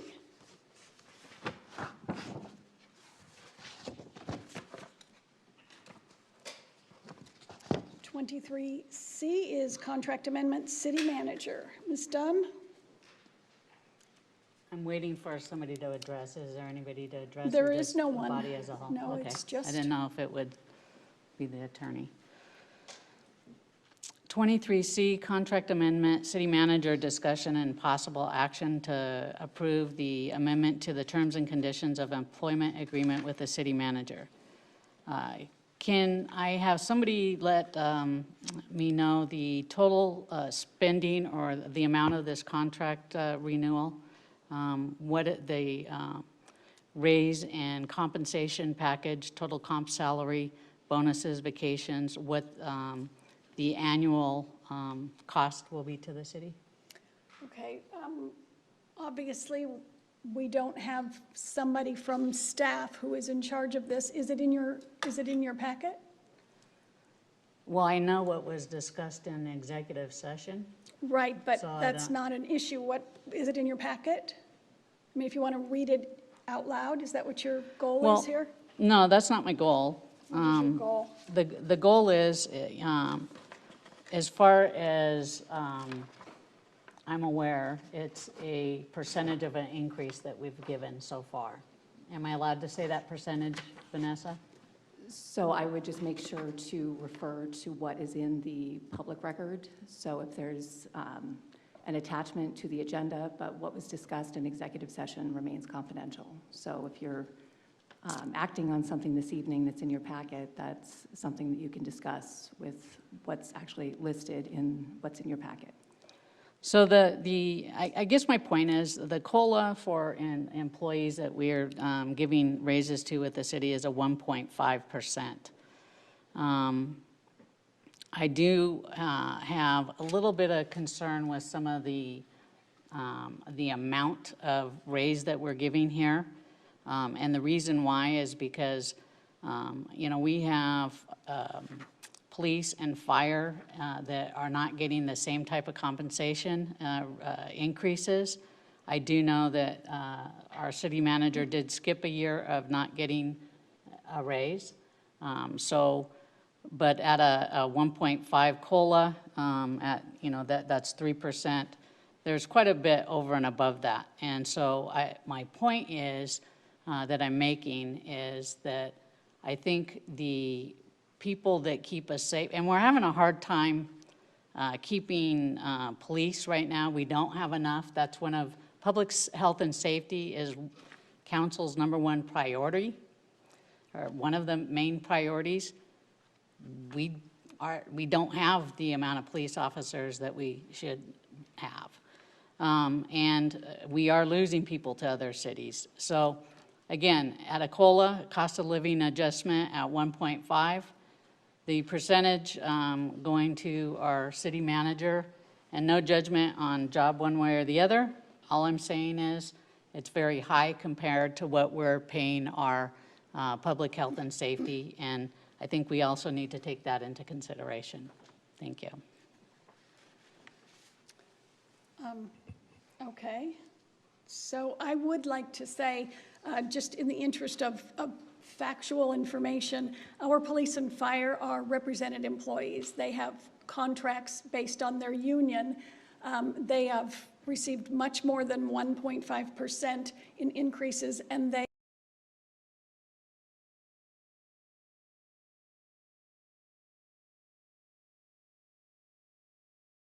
rights, would like to say that we are fully staffed in our officers' rank and files, which is something that a lot of cities are not right now because of all of the issues with police that we know nationwide. So we're very proud of that. And our turnover rate, as a matter of fact, is half of the turnover rate that is the national turnover rate for employers and employees across the nation right now. So the city of Peoria is, takes good care of its employees, and the turnover rate is very low, and our police is fully staffed. So I do just want to, make sure that we know those as facts. Council, are there any comments? Yes, Councilmember Finn. Thank you, Mayor. I don't want to put anybody on the spot here to come down and present information if they're not prepared, but I would like to do a follow-up at some point on what other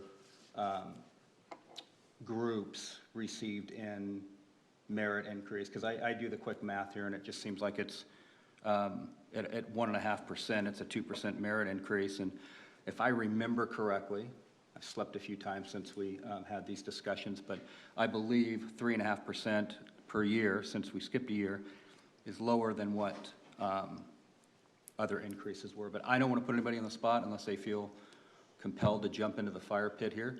But I would like to have a follow-up on it and take a look at it, because I believe this is absolutely in line.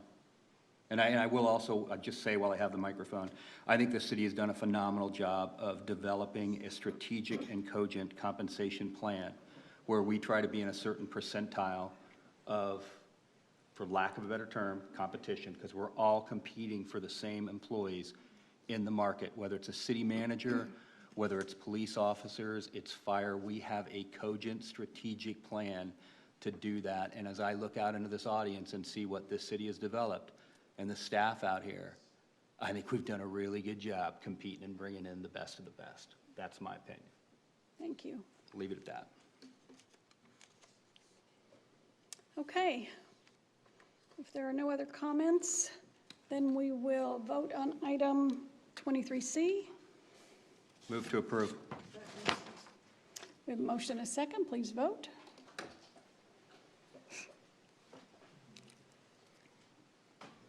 And it passes 6-1. All right, we will now move on to item 26. Budget amendment, legal services, and administrative hearing costs. Ms. Dunn.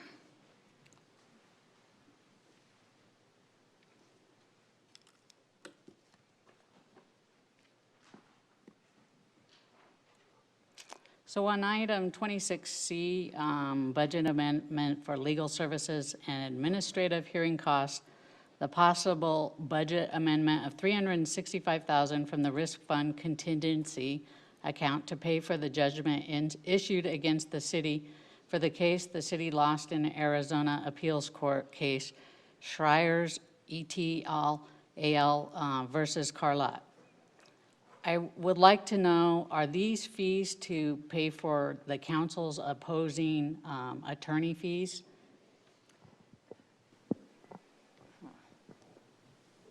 I guess it was green before. So good evening, Mayor and members of the council. If you'd like, I do have a few slides if they're able to queue it up, or I can simply respond to questions. That'd be Mayor. great. Okay. Just happen to have a presentation, huh? Okay. Just wanted to be ready because I knew that this may be a discussion item. So, Councilmember Dunn, I will certainly get to your question as part of these slides. So our budget amendment request this evening for the City Attorney's Office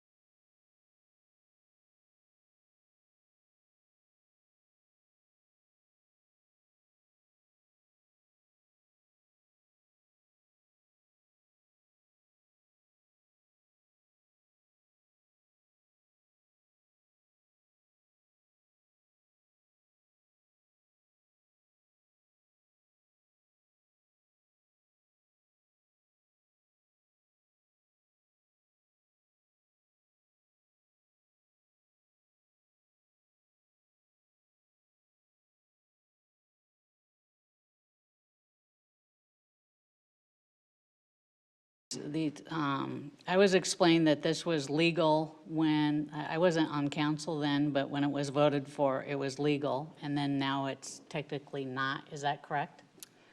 Mayor, members of the council, that is the type of thing I would prefer to convene into executive session to discuss.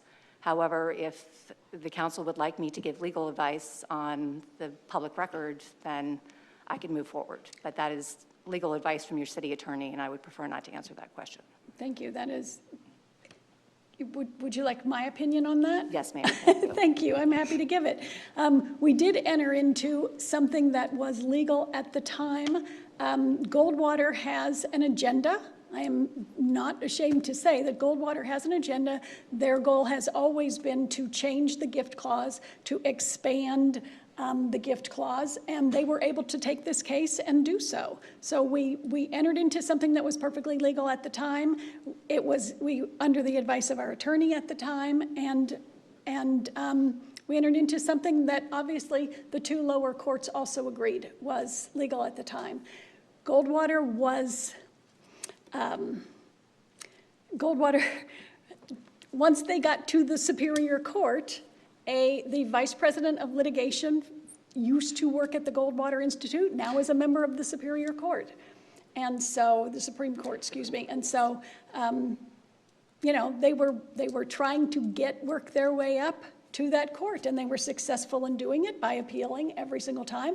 And when they got there, they knew what that ruling was going to be, and they were right. And so now that they have expanded the gift clause, they will be able to sue many more people, many more cities, many more entities, many more economic development deals will fall by the wayside, all at, I believe, the expense of the state of Arizona and our economic development and commerce as we try to compete with other states. It's shameful. And I know that you're not able to say any of that, but I certainly can. And I think that it's wrong what they are doing under the guise of watching out for our taxpayers. So are tenant improvements also the same as a gift clause? What's mentioned here as a gift clause? If we extend tenant improvement money to an entity, is that the same as what is being done here? So these agreements were entered into with Huntington and Arrowhead for the purpose of establishing a university in the city of Peoria and allowing it to locate here. And, you know, what was done was assistance to Arrowhead as well as to Huntington University. So there were some tenant improvements that were part of the underlying payments. The reason I'm asking this question is I'm aware of some other businesses that we've given tenant improvement money to. Could these potentially take us to court as well? I'm sorry, Mayor and members of the council, that's hypothetical, and I don't know how to answer that question. I don't know. I'll be more direct. Thank you. We gave approximately $600,000 to Modern Round, and their doors are closed. It was a tenant improvement. Would this be the same type of funding or money? You know, is this the same type of situation? Mayor, members of the council, I don't think you want me to answer that question on the public record. So I can happily give you legal advice in executive session, but I'm not in a position to give legal advice in this forum. Thank you. Councilmember Dunn, can you keep your questions to the agenda item, please? I'm just trying to figure out, again, not a lot of this has been explained, so I'm asking. So, okay, so I guess we need to move to vote on that one. Thank you. All right, so we are on item 26C. Do we have a motion? So moved. Second. We have a motion and a second. Please vote.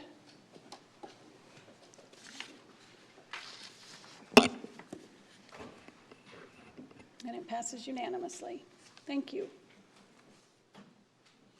And so we will move on to item 28.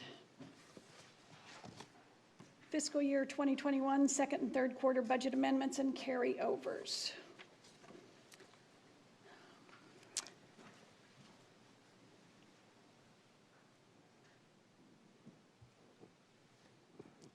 So Mayor and Council, we have Barry Hauger, our Assistant Finance Director, that is here to assist. Just a reminder with regard to the budget amendments that you see, these quarterly budget amendments have no financial impact. They are usually adjusting different aspects to it that is really related to budget authority. So with that, we'll address any questions that you have.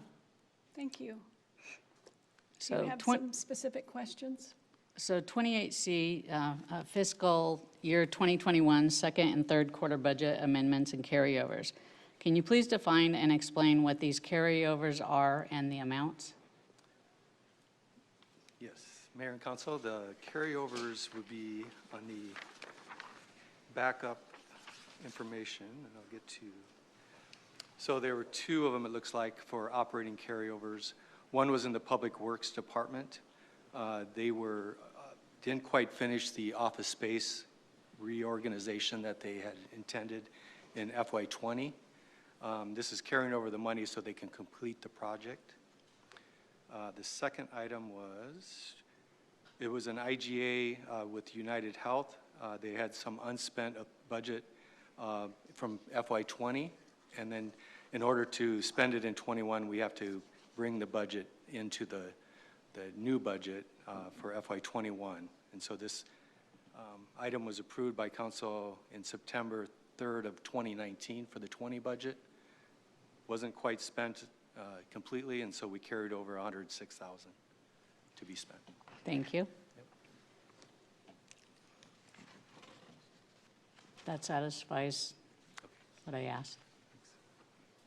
Is there anything else? The last one, 34C. Well, I mean, on this one. But not on that one. Okay, so thank you for reading this off of our council packet. Council, is there a motion on item 28C? Move to approve. Second. Motion and a second, please vote.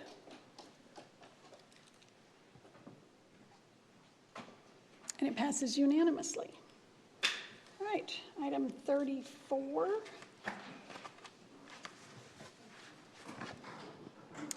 Final plat, Peoria Sports Complex, 83rd Avenue and Paradise Lane. Ms. Dunn, what is your question?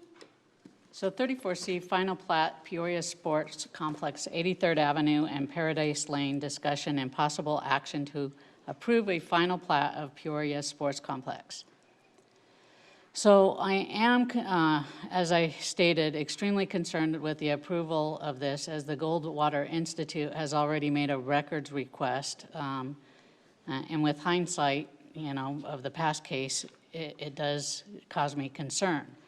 It also is, in my opinion, that it's a direct conflict of interest, as we have a council member who is the CEO of the Cactus League, and I believe voting for funding or final plats, removing or changing current parking, all cases to do with the P83 sports complex and her employer, who directly benefits from funding, should recuse herself. Can I please have our attorney weigh in on this? Well, on this matter, I see a final plat for Peoria Sports Complex, 83rd Avenue and Paradise Lane. And I am curious to hear which project this actually applies to. Right, I'm happy to do that. So we have Adina Lund, our development engineer, that can provide an overview of this final plat. Mayor and Council, this has actually been in the works for the last 2 years. This is in that area, so that includes where the Arizona Broadway Theater is, where we have Salty Senoritas. There's a variety of different parcels that we own in the area. When we have city-owned parcels, back historically, we did not dedicate separate right-of-ways and easements for utility companies to come in and do improvements, and we have been cleaning those up. So we're trying to identify all the locations where we have water lines, electrical lines. We had an old piece of right-of-way that went through the parking lot, and we've had utility companies wanting to come in and put monopoles in the middle of the parking lot. And so by removing the right-of-way from the parking lot, it makes it so they cannot come in and pursue those types of activities. So this was actually just a cleanup to identify the different parcels that exist and the existing easements that are on those parcels. So this was not related to the Stadium Point project. It started before then. Okay, thank you. And Mayor and members of the council, in response to the conflict of interest question, conflict of interest, it is on the member of this body to declare a potential conflict. And those the potential conflict is listed in the council policies of what that is. And based on what I've heard this evening, I don't see a conflict of interest that is existing. But I understand that it would certainly be on the council member to declare a conflict if one existed. Councilmember Vinsbacher. Thank you, Mayor. I just want to say that there's no conflict of interest on this agenda item whatsoever, but I can't think of an instance when there would be as far as my role with the Cactus League, but I am 10 steps ahead of you, Councilmember Dunn. If in fact there were, I wouldn't wait to get to this point to determine that, and I would absolutely recuse myself if there were. That's good to know. Thanks, Bridget.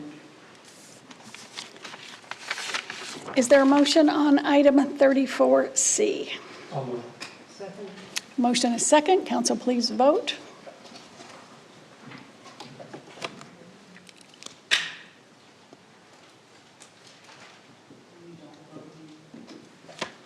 Start over.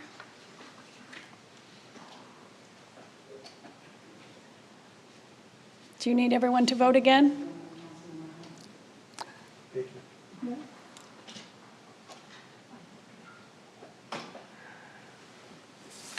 Okay, it passes with the exception of Councilmember Dunn. All right, we will now move on to the regular agenda.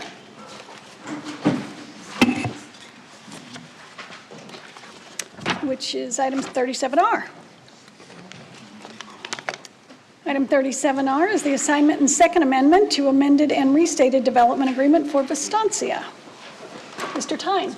Great, thank you, Mayor and Council. And we have Katie Gregory, our Deputy City Manager, that will present an amendment for your consideration on the restated development agreement on this parcel. And then I'll pass it to Ms. Gregory.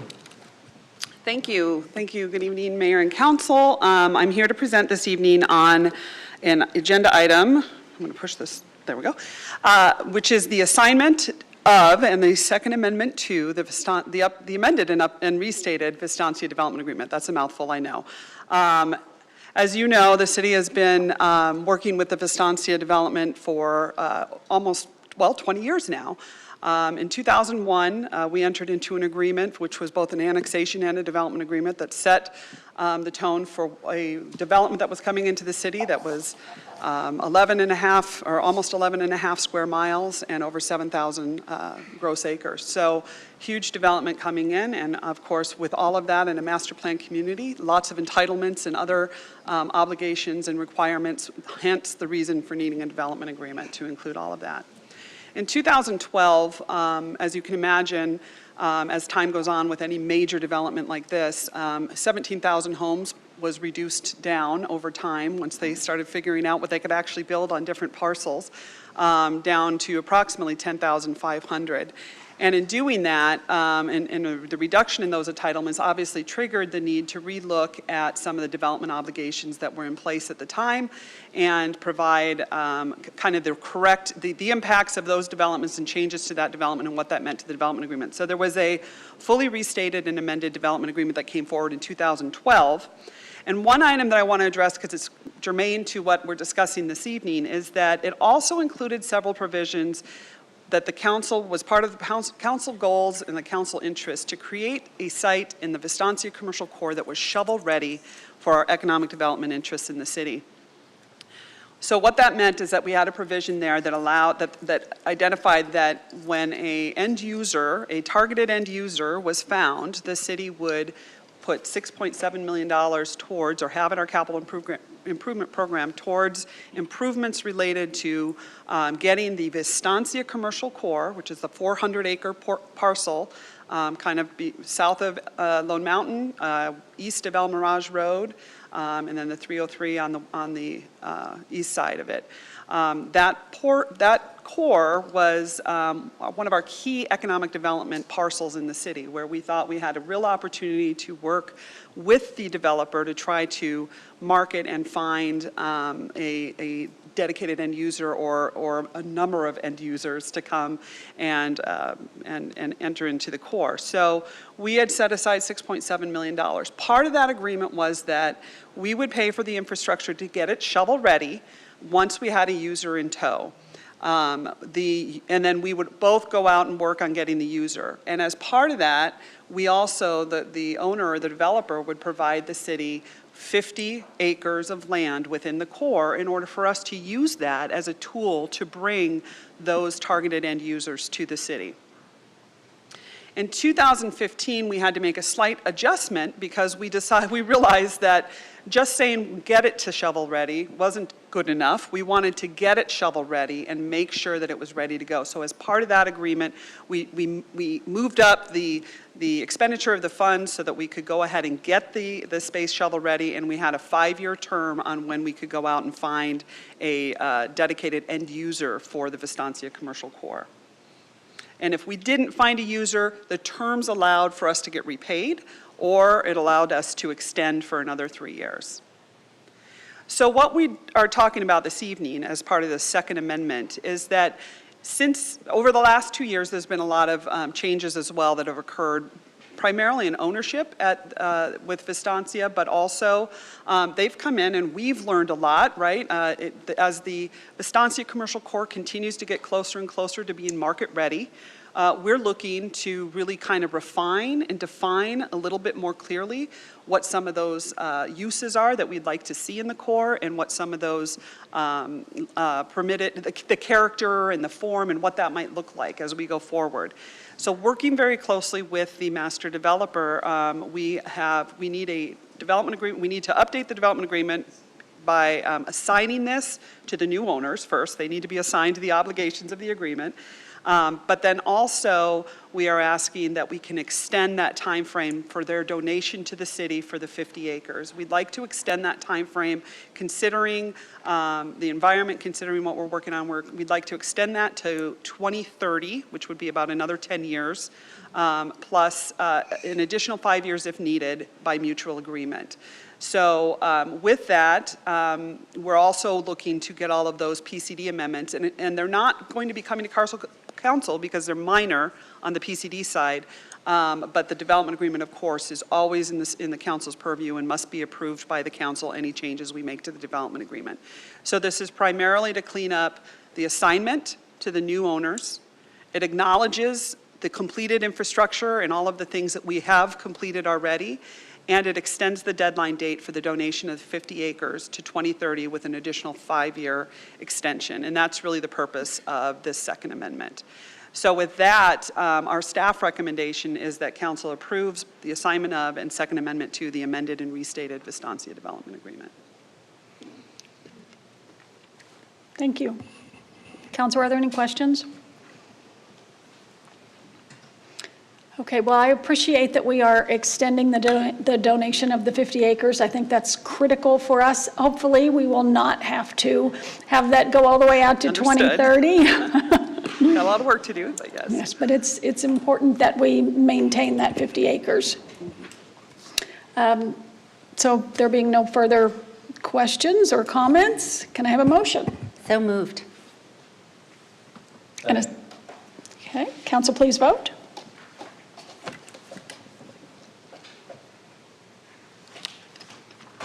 And it passes unanimously. Thank you.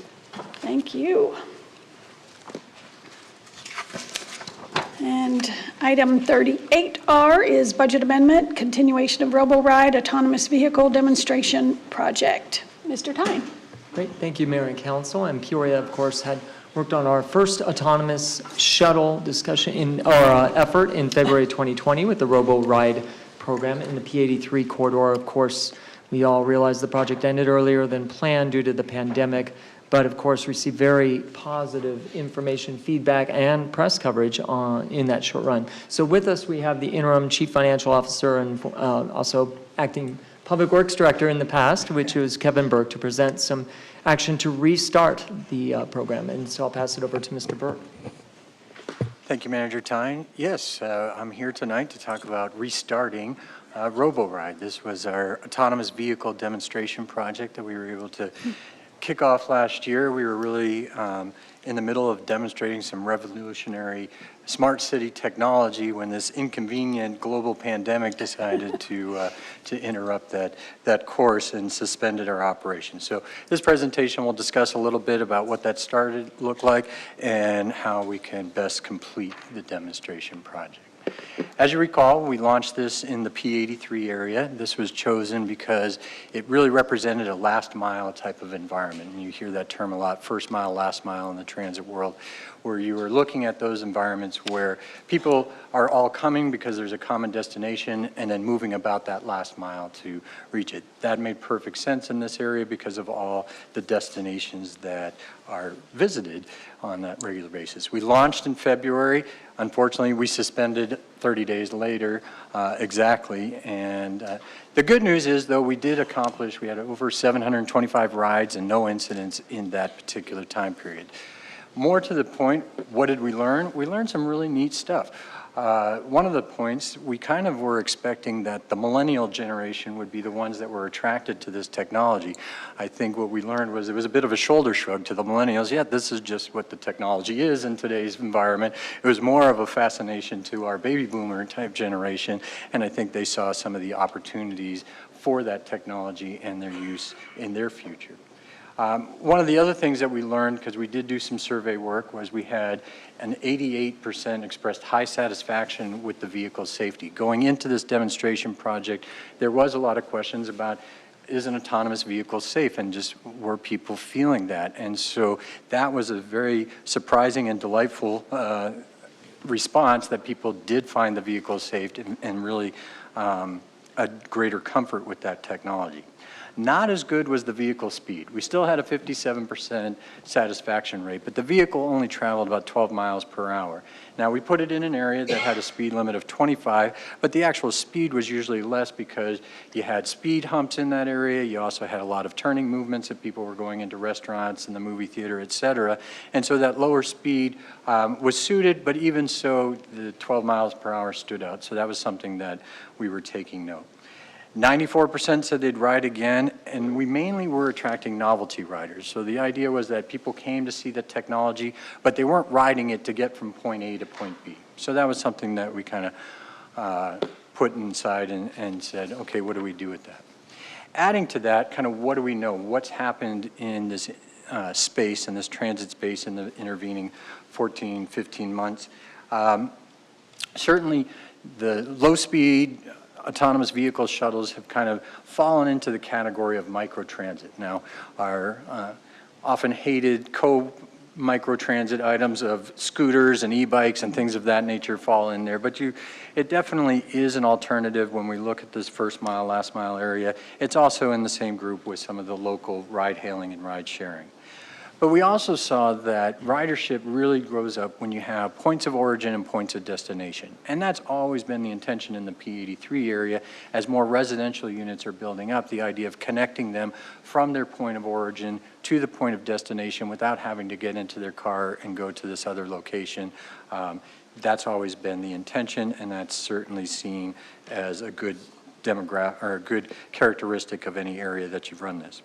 Autonomous vehicles have also been seen now more so as a resource for the mobility challenged. We've got a little example in the picture there, kind of hard to put your foot on the gas pedal with the boot, but and here's an alternative for you. The other piece, certainly during coronavirus, no surprise that these were having great successes on medical campuses. So you put together what did we learn, what did we know, and you get RoboRide Medical in Plaza del Rio. And this is really where we think is the best opportunity to complete this demonstration, is moving the project over to the Plaza del Rio area. We have a great number of destinations in this area. We have over 100 medical offices, ranging from a pharmacy and urgent care to Sonora and Quest Labs to a very frequented, unfortunately, cardiovascular clinic on the other side. But you add to that the destinations, we now have points of origin in this area. So I'm going to show you another map. It's not quite as crisp and clean, but it does have a good overhead view of what's going on in this area. So you can see in the blue boxes, we have a number of senior living complexes in this vicinity. Freedom Plaza alone has over 300 residents. Vista del Rio and Casa del Rio, each about 150. So you're adding almost 600 potential riders that are going to destinations in that same area. You also have a high-end multifamily development in that, and I'll pronounce it wrong, Ocio development, as well as 167 single-family units in between. And I want to stress that in between because it is all integrated. You've got destinations and points of origin scattered throughout this. That makes it really a promising area to do this kind of service.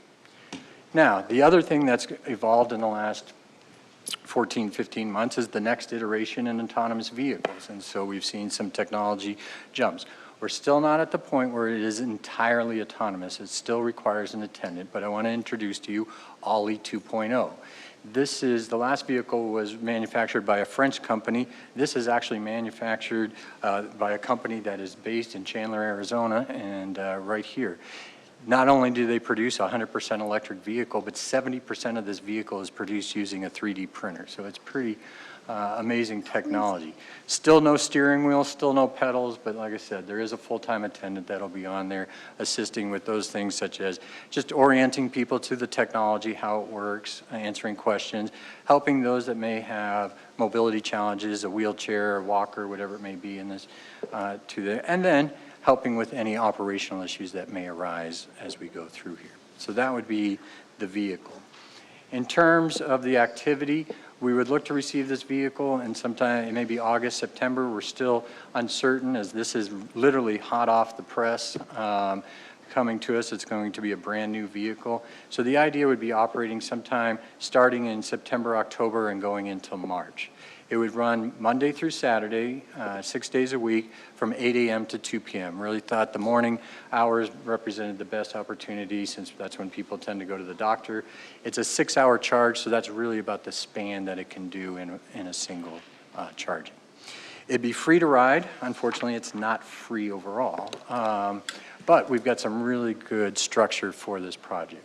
The total budget for this, or the total cost, is $174,000.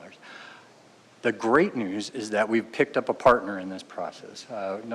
As the manager was stating, we got some really good press. A little side story, my dad actually saw this in the Denver Post, cut it out and sent it to me in the mail. I'm not sure who does that anymore, but he did, and there was definitely some expansive press. But in that press, MAG actually called and said, hey, you know, we have this thing, this emerging technology program. We'd love to partner with you on this. We think this is great technology and right up our alley. And so we said, great, we want to help us finish this demonstration. They said, sure, how do we get in there and can we extend it a little bit? So we're looking at a 6-month demonstration project.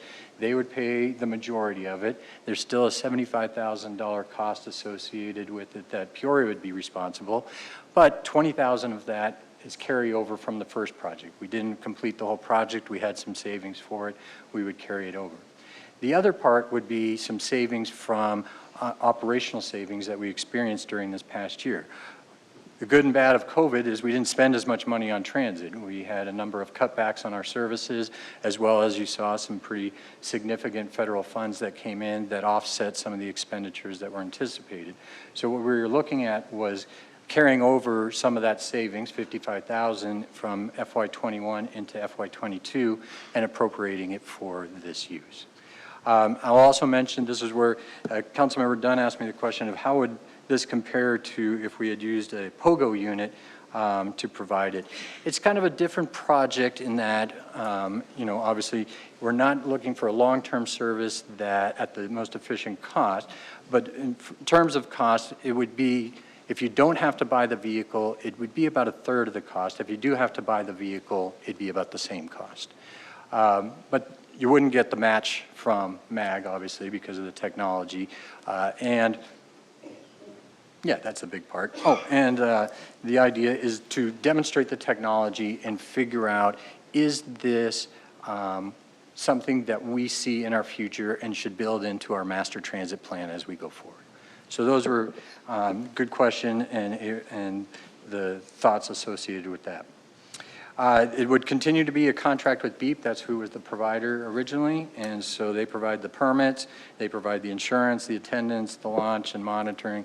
And so the action is requesting, again, the carryover and associated budget authority of the $55,000 for the project. Any questions? Council, any questions? I have a comment. Yes, Councilmember Dunn? Kevin, thank you for taking the time with me this afternoon on this, because at first I was very hesitant and when you explained the program, and I do know that we have limited to hardly any public transportation, in some of these areas. And the community that this serves, I think it is money well spent, and it is only a 6-month program, so I'm hoping that we continue to serve this community, because it is important that these people get to their doctor's appointments and to these other areas. So I appreciate the detail and the thought put into this, and I will be you converted me from a no to a yes, so I appreciate it. Anyone else? I am also a supporter of Ollie here, and I think it's pretty amazing that most of it was done with a 3D printer. Wow, the technology is crazy, and it's just important for the city of Peoria to keep up with latest trends and technologies, because transportation is going to change drastically, within the next 20 or 30 years. And we need to know how that's going to affect our city, how it's going to affect our citizens, what they are responsive to, what will meet their needs and what won't. So I'm a big supporter of this demonstration project to continue, and I think you picked the perfect location. And is it still going to go 12 miles an hour? We're up to 15. 15 now. Okay, well, that'll probably be appropriate there. We have, Mayor, that's actually a very good question. We have made some accommodations so that this is not in the same exact travel lane as the vehicles. It'll be on the side there. We've got a terrific traffic engineering solution that will set us up on the side of it that dedicates an area for it to run parallel to the travel lanes. Good. I'm looking forward to hearing the data afterwards and find out what everyone thought about it. So thank you for that. And so, Council, do we have a motion on item 38R? So moved. We have a motion. Second. Please vote.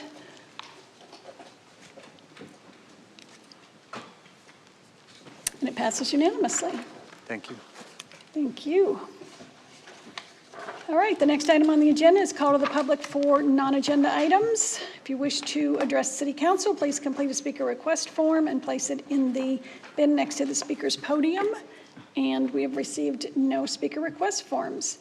So we will now move on to reports from the City Manager. Mr. Tyne? Great. Well, thank you, Mayor and Council. And as we culminate with the formal council meetings for this period of time, we just wanted to say thank you on behalf of staff. You have all provided us great information and given us plenty of summer projects to do. An example that came from the discussions we had last Friday at our workshop, which really help the city work together to decide how can we best align your goals and how can we help to implement and operationalize it. So great feedback that you provided at that. And also, I think probably important to mention, as we heard conversations tonight, with the Shire's decision that was put forward, this is a chance for all of us. Every city in Arizona is going to be revisiting all of their development agreements to really assess, as the goalposts have changed, how we're going to specifically address those. Fortunately for Peoria, we believe we have very strong development agreements in place because we do incorporate performance-based clauses and clawbacks as well. What that means, for example, as we had mentioned tonight, we heard a little bit about the Modern Round Development Agreement. That specific item required a specific amount of employees, required a specific amount of performance-based activities that go to that to receive funding. The result of that are really about 2 installments of about $30,000 and nothing in the last 3 years. So really much less than what you see could be the potential, but that would only be if they had met what we had wanted as a city. So that's a perfect example where it's going to be very important for us to look closely, work with our city attorney, and make sure that we all are on solid ground. And we'll work very closely with all of our jurisdictions on that. So thank you. That is all I have. Thank you for that. I just want to take a minute here because we did update our city management contract this evening, and that is a big deal for the city of Peoria. So bear with me here. For those of you who may be new to the council manager form of government, it is the most common form of local government in the Western United States. It's a perfectly synchronized method of balancing the vision and goals of the elected officials with the professional day-to-day management of the operations carried out by the city manager and his very talented staff. So this elected body, put in place by the residents of our city, sets the policies and goals, and then we hire a city manager to enact them. So tonight we approved an update to the city manager's contract in response to an annual review of his performance. And Mr. Tyne has been with our city for 23 years now, is that right? 23? So when you look around this city, you will see his fingerprints on most of our prominent infrastructure projects, roads, parks, public safety services, and of course, fiscal stewardship.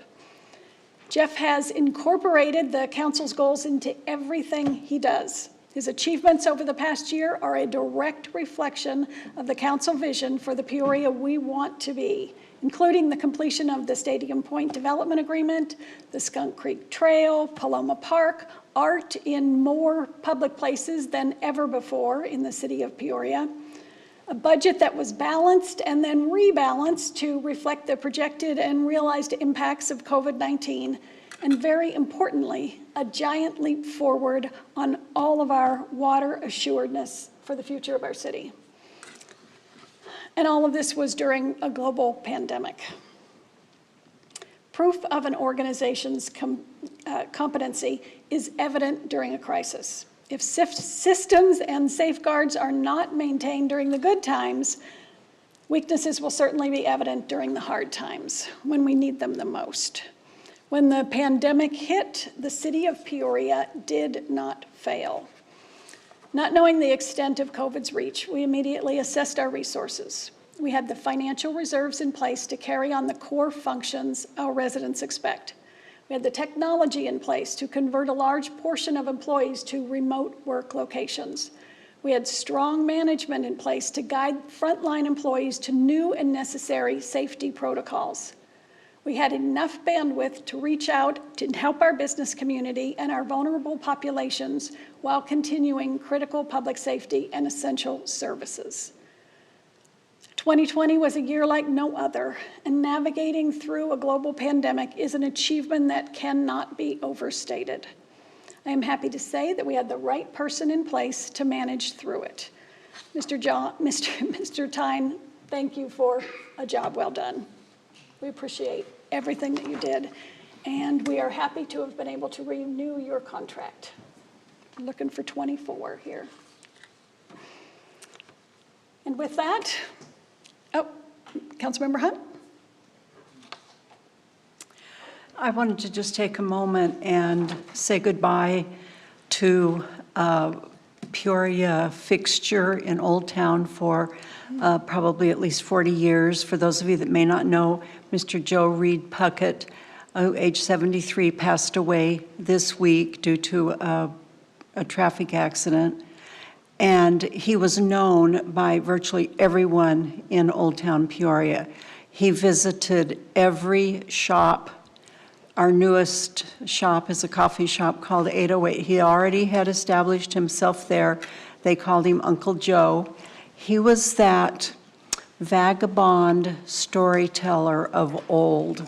He carried all the stories and all the secrets of Peoria past. He grew up in Peoria. He was born right up the street here on 85th Avenue He went through Peoria schools, graduated from Peoria High School. So to say that Joe is going to be missed is an understatement. He will be missed by so many people. So to his family and his friends, just know that he was loved and he will be missed. Good night, Joe. Thank you. And with that, we are adjourned.